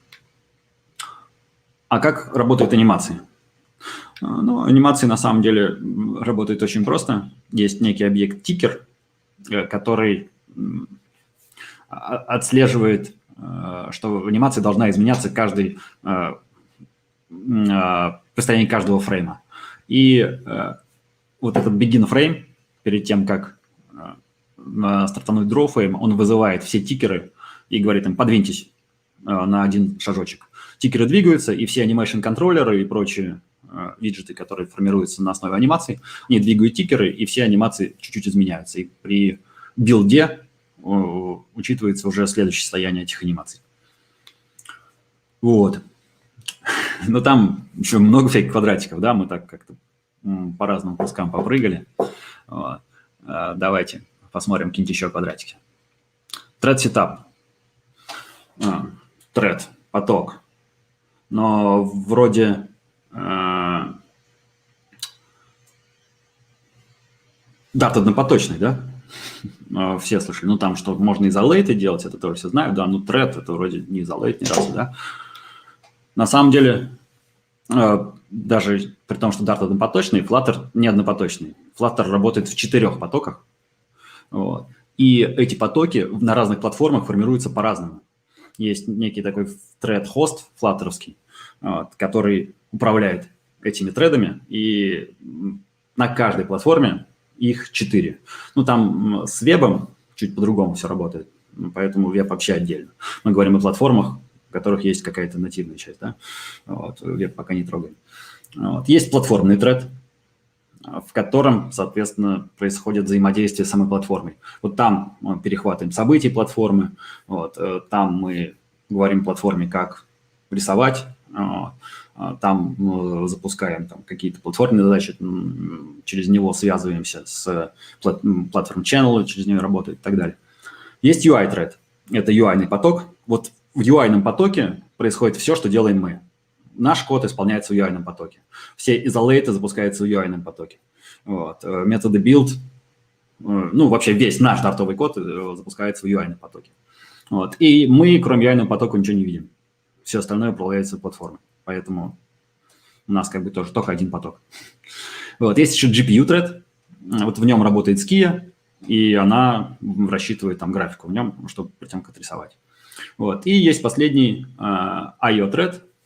Он используется для того, чтобы не отвлекать GPU и Skia от того, что пересчитывать реальные размеры. То есть, например, если нам прилетела картинка размера 1000 на 1000, а нам надо нарисовать ее 100 на 100, вот. Если мы будем это в GPU-потоке делать, то мы поток будем тормозить. И поэтому он в отдельном потоке перерасчитывает размеры этой картинки для того, который нам нужен, и подсовывает GPU уже в правильных размерах, чтобы она не отвлекалась, а просто рисовала. Вот. То есть такой не очень много на себя берущий поток, но постоянно загруженный, потому что у нас вечно размеры не те, которые нам нужно отрисовать, поскольку у нас же мы рисуем всегда под разные типы экрана, можем перестраивать, вот он всегда нам подстраивает наши картинки. Вот, ну, такое, да, тут надо нормально разбираться, как это работает внутри. Вот. Что еще? Render Surface Setup. Что это такое? Skia. Skia – это кроссплатформенная штука, которая рисует нам 2D-графику. Но как она понимает, на чем рисовать, да, поскольку у каждой платформы какие-то разные свойства, разные средства для отрисовки внутри себя. Вот. Ну, и вот как раз Render Surface Setup занимается тем, что берет у платформы информацию о серфейсе, на котором ски надо рисовать, и представляет его ски. Вот. То есть, например, в Android это есть Android Surface, вот, который через OpenGL, ну, как бы ски использует OpenGL при работе с Android, и вот через Surface связывается. В iOS, например, аж две. То есть, по-старому это OpenGL, и по-новому, вот, начиная от начала с этого года, Flutter поддерживает Metal. Вот. И включая или выключая поддержку Metal, мы говорим вот этому Render Surface Setup, какой Surface предоставляет ски, OpenGL или Metal-ский. Вот. Это настройками при билде все это может регулироваться. Я на самом деле веб сюда тоже засунул, хотя там в вебе все по-другому, похитрее работает. Вот. Но у веба есть тоже два способа отрисовки, вот. И только один из них использует ски. Вот этот дом Canvas, который первый, он на самом деле ски вообще не использует. Он использует средства веба, и Canvas API, и дом. Ски не задействовано. За счет этого там все медленнее работает, и есть там определенные сложности. Вот. И есть новый способ, называется Canvas Kit, который через WebAssembly прокидывает ски, вот, и использует WebGL для отрисовки. Но в этом случае у нас получается вообще совсем не веб-страничка, а прям вообще приложение запущено, потому что он просто рисует. То есть там текст, не текст, там нарисованный виджет текст. Вот, то есть там все будет происходить так же, как и в обычном приложении. Вот, но она еще более сырая. Ну, тоже запускается отдельный property при сборке веб-приложения. Но там пока часто падает. Но они активно работают, ну, они, в смысле, Google, разработчики. Вот, и, возможно, это будет скоро основной способ для работы с вебом. Вот, ну, и, например, Flutter также работает с фуксией, да, и там есть свой Surface-сценик на основе вулкана, который тоже предоставляется ски. И то есть вот сам синенький Flutter Engine, ему вообще по барабану, где рисовать. Ему просто Surface предоставляется, и он на нем рисует. А вот Render Surface Setup этот Surface предоставляет. И там много, на самом деле, всех интересных штук. Вот, у нас, если бы я пытался все их запихать в доклад, то мы бы не убрались пару часов. Давайте посмотрим, что еще найти в плагинс. А вот здесь хватит уже, да. Как я сказал, если мы сейчас про все начнем говорить, то мы можем до завтра говорить. Это время уже вечернее. Ну, тут в Москве еще не совсем вечернее, но у вас уже вечернее. Вот. И это есть идея продолжения доклада, пройтись по всем квадратикам, которые мы не успели пройти здесь. Ну, про натив плагинс, что можно сказать, это как раз вот здесь формируется взаимодействие с платформ-чаннелами, чтобы прокидывать их в платформенный поток. Вот, то есть как раз когда мы с Flutter вызываем что-то нативное. Вот это происходит через вот этот квадратик. Вот. Тут давайте потихонечку подходить к концу. Я думаю, много вопросов должно было возникнуть. Вот. Лучше посвятим время ответам на них. Здесь вот на этом слайде тут несколько ссылок на статьи, откуда я брал информацию. Вот. Их на самом деле больше, но тут такие основные. Вот. Слайды, я думаю, я скину организаторам, и они пошарят среди всех участников. Вот. Можно будет спокойно посмотреть, но если хотите, можно прямо сейчас сфоткать и быстро глянуть, что там есть. Вот. Тут еще один слайд со ссылочками. Вот. Я его вставлял быстро, поэтому первая ссылка на репозиторий, который не имеет отношения к этому докладу. Он к другому докладу, где я как раз рассказывал про сравнение блок архитектуры с редаксом и MobX и провайдером, и что там я еще, Riverpod я туда запихал, и Qubit. Вот. Ну вот репозиторий — это как раз там небольшое приложение про спикеров конференции, которая реализована 6 разными архитектурами вот этими. Не state management, конечно. Вот, тут ссылочка на мой твиттер и на пару интересных ресурсов, подкастов. Лучше здесь через QR-коды. Вот. Здесь есть подкасты на русском языке, которые как-то касаются Flutter, там интересные темы иногда поднимаются. Flutter Dev подкаст, где мы чисто про Flutter рассуждаем. И второй Mobile People Talks, мы говорим в целом о каких-то интересных вещах мобильной разработки. Там у нас 4 разных ведущих. Один с бэкграундом iOS, один с бэкграундом Android, один с бэкграундом React Native и я со стороны Flutter. И мы там иногда такие холивары устраиваем. Вот. Так что, если будет интересно, да, присоединяйтесь. Ну, я думаю, что можно переходить к вопросам уже. Да, я спасибо большое, Александр. Видел, что их много. Спасибо большое, Александр. Можно попросить вас на пару слайдов назад мотнуть, там, где у вас ссылки были, потому что как раз Джамшиджан спрашивает по подробной информации. Ага. Вот эту страницу оставим открытой, чтобы можно было посмотреть. Да, ну, низкоуровневое понимание архитектуры всегда хорошо, да. Угу. Вот просто не так давно, вот та верхняя ссылочка, Inside Flutter, вот она обновилась, то есть очень долго этой информации не было в таком нормальном виде, буквально там, не помню точно, сколько месяцев назад команда Flutter переписала эту статью так, что ее стало удобно читать. До этого было совсем сложно найти инфу. Вот. А сейчас уже прямо на официальном сайте можно все это почитать. Вот. Ну и что тут у нас еще? Да, ну сейчас я тогда чуть повыше начну. По поводу платформ View. Я так понимаю, чтобы не прямо писать, но, может быть, кратко. Ну, вот прямо, да, внутри, тут вряд ли я расскажу эти детали, да, но я знаю некую предысторию, как это получилось, что некоторые, сейчас, как бы сказать, как бы изначально такую штуку, как Platform View, делать не очень хотели, потому что неправильно с точки зрения подхода, да, правильно все делать на Flutter. Но, как выяснилось, некоторые вещи делать на Flutter долго, сложно и неудобно, да, в том числе, например, Google Maps.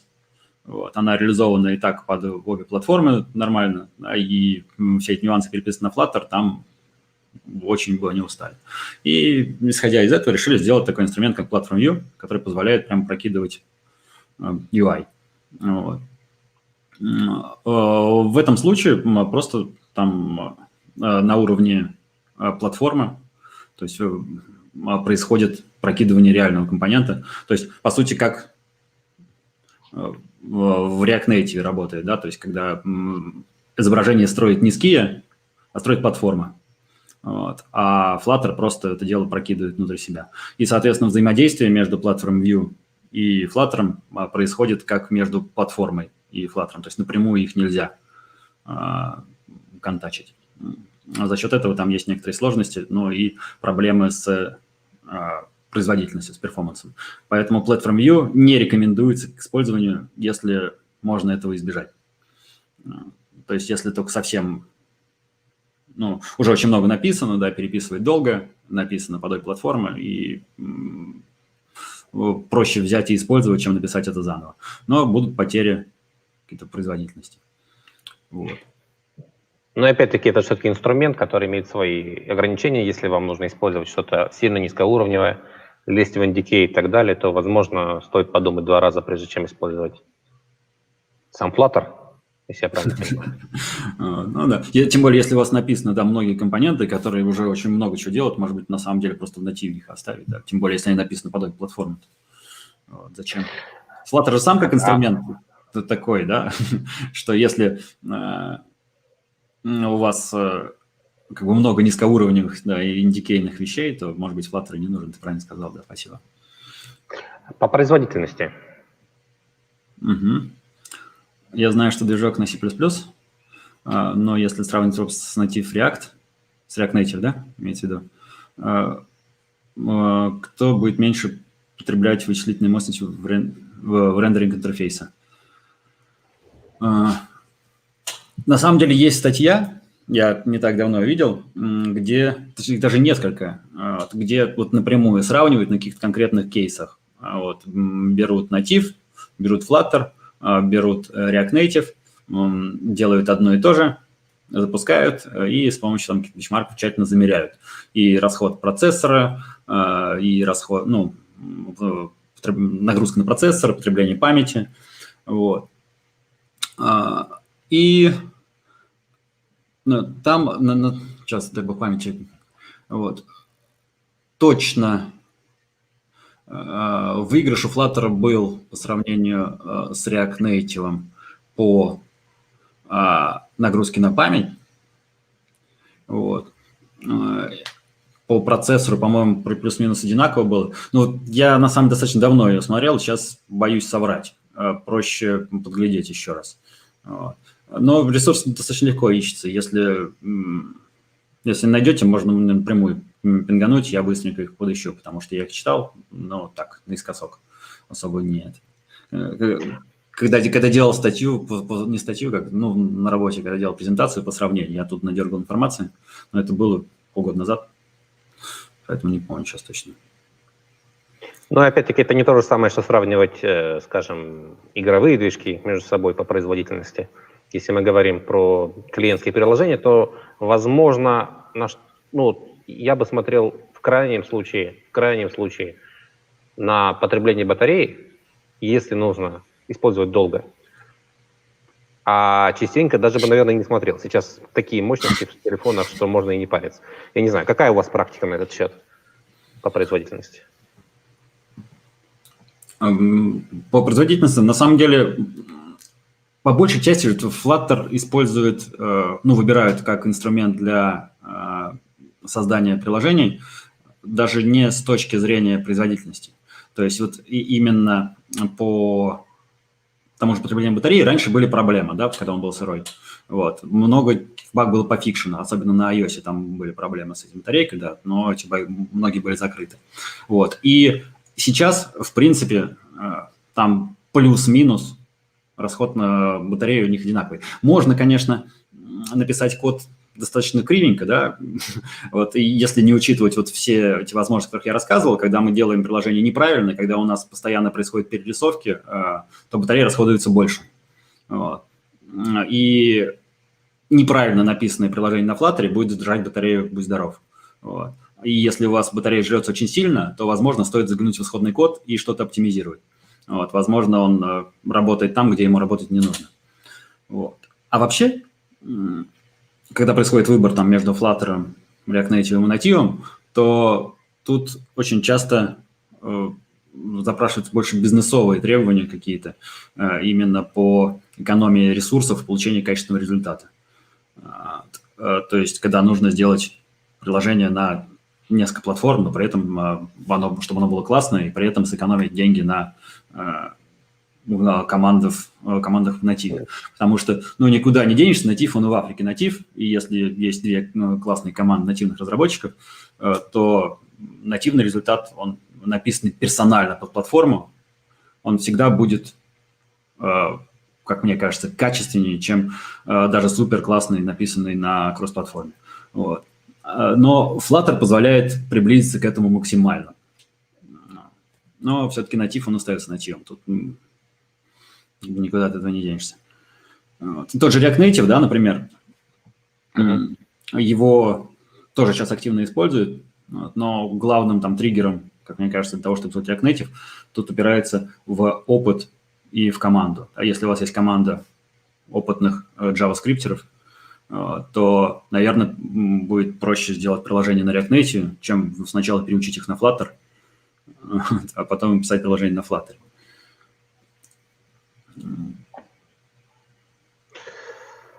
Так, появился null safety в последней версии. Пора уже переписывать текущие приложения или надо учесть это для будущих разработок? Они же добавили его пока не в релизе, вот, потому что на самом деле даже сам фреймворк не полностью перейден на null safety. Там он идет, конечно, семимильными шагами, но внутри фреймворка еще очень много частей, которые не используют null safety. Вот. И пока они его не перепишут, в релиз это не выйдет. Вот. Но какие-то части уже переведены. Я смотрел в исходнике, да, там есть уже и required и так далее. Я бы к этому отнесся таким образом. Я отвечу сначала на второй вопрос насчет изменения проектов. Я бы учитывал то, что это скоро будет. Вот. и закладывал это, но не пытался втащить это прямо сейчас. Чтобы изменить, потом было легко. Вот. То есть, чтобы там параметры, приходящие там в класс, уже проверялись где-то выше, и ты был уверен, что они придут туда там без нала. Вот, и чтобы потом именно этот класс менять бы не пришлось. Вот, а проверки делать там где-то в другом месте, которое потом будет легко поменять. Вот. А почему идет добавление именно сейчас? Ну, смотрите, Dart меняется очень быстро. Да? С тех пор, как появилась версия 2.0, когда он перешел на статическую типизацию, да, с динамической, еще куча там классных всяких изменений, и постоянно изменяется, и немаленькую роль, как мне кажется, в этом играет запрос комьюнити. Комьюнити хочет удобно, хочет современно, вот, хочет как Kotlin, как Swift, вот, поэтому там пришли экстеншены, потому что с ними реально удобнее. И null safety, она же дает удобство. Вот. Почему перешли с динамической типизации на статическую? Потому что так как бы удобнее и безопаснее. Но почему добавили null safety? Потому что так будет удобнее и безопаснее. Почему именно сейчас? Ну, потому что, когда начинали писать, еще об этом не думали. Или руки не дошли. Да. А тут мы решили, что пора.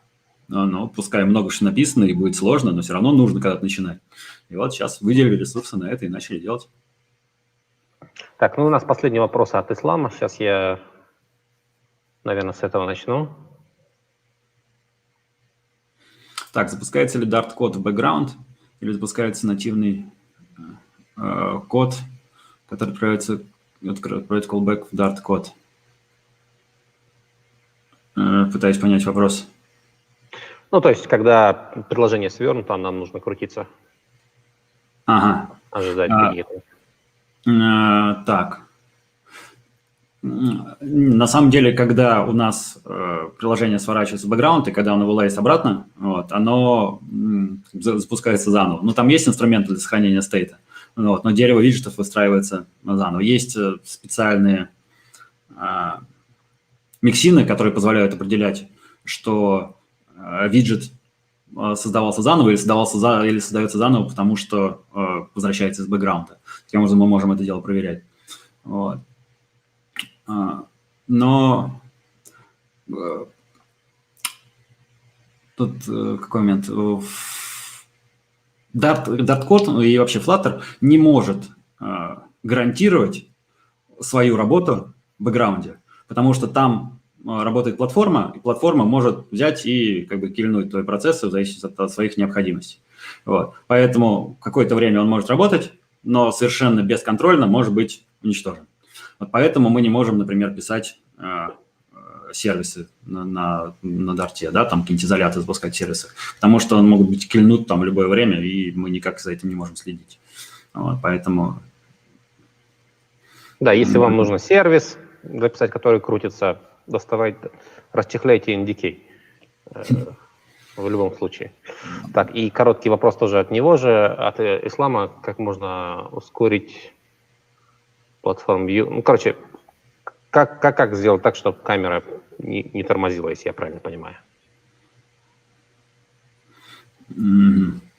Ну, во-первых, зачем использовать Platform View, если мы используем камеру? Мы можем работать здесь через Platform Channel, просто прокидывая видеопоток через стрим. У нас есть такой тип Platform Channel, называется Stream Channel, который позволяет через себя поток пропускать.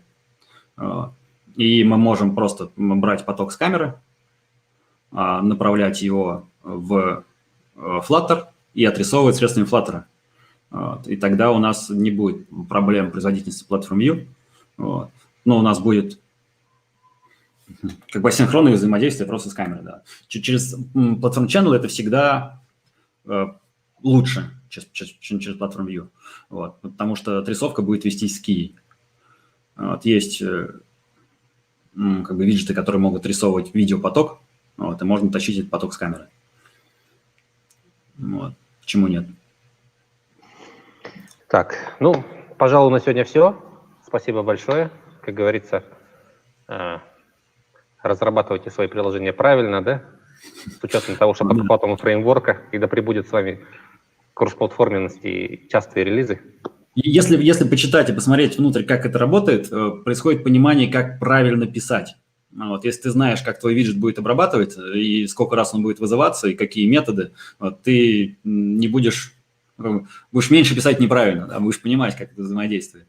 Вот, поэтому это очень полезно знать. И это касается не только Flutter, это касается вообще любого фреймворка, который вы качаете откуда-то там. Понятно, что вначале нужно попользоваться им, но потом следует залезть и посмотреть, что там все-таки под капотом.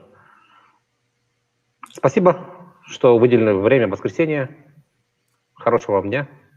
И вам спасибо, что позвали. До свидания. До свидания. А на этом мы заканчиваем последний на сегодня стрим и последний стрим в рамках нашего трехдневной трансляции. Всем спасибо.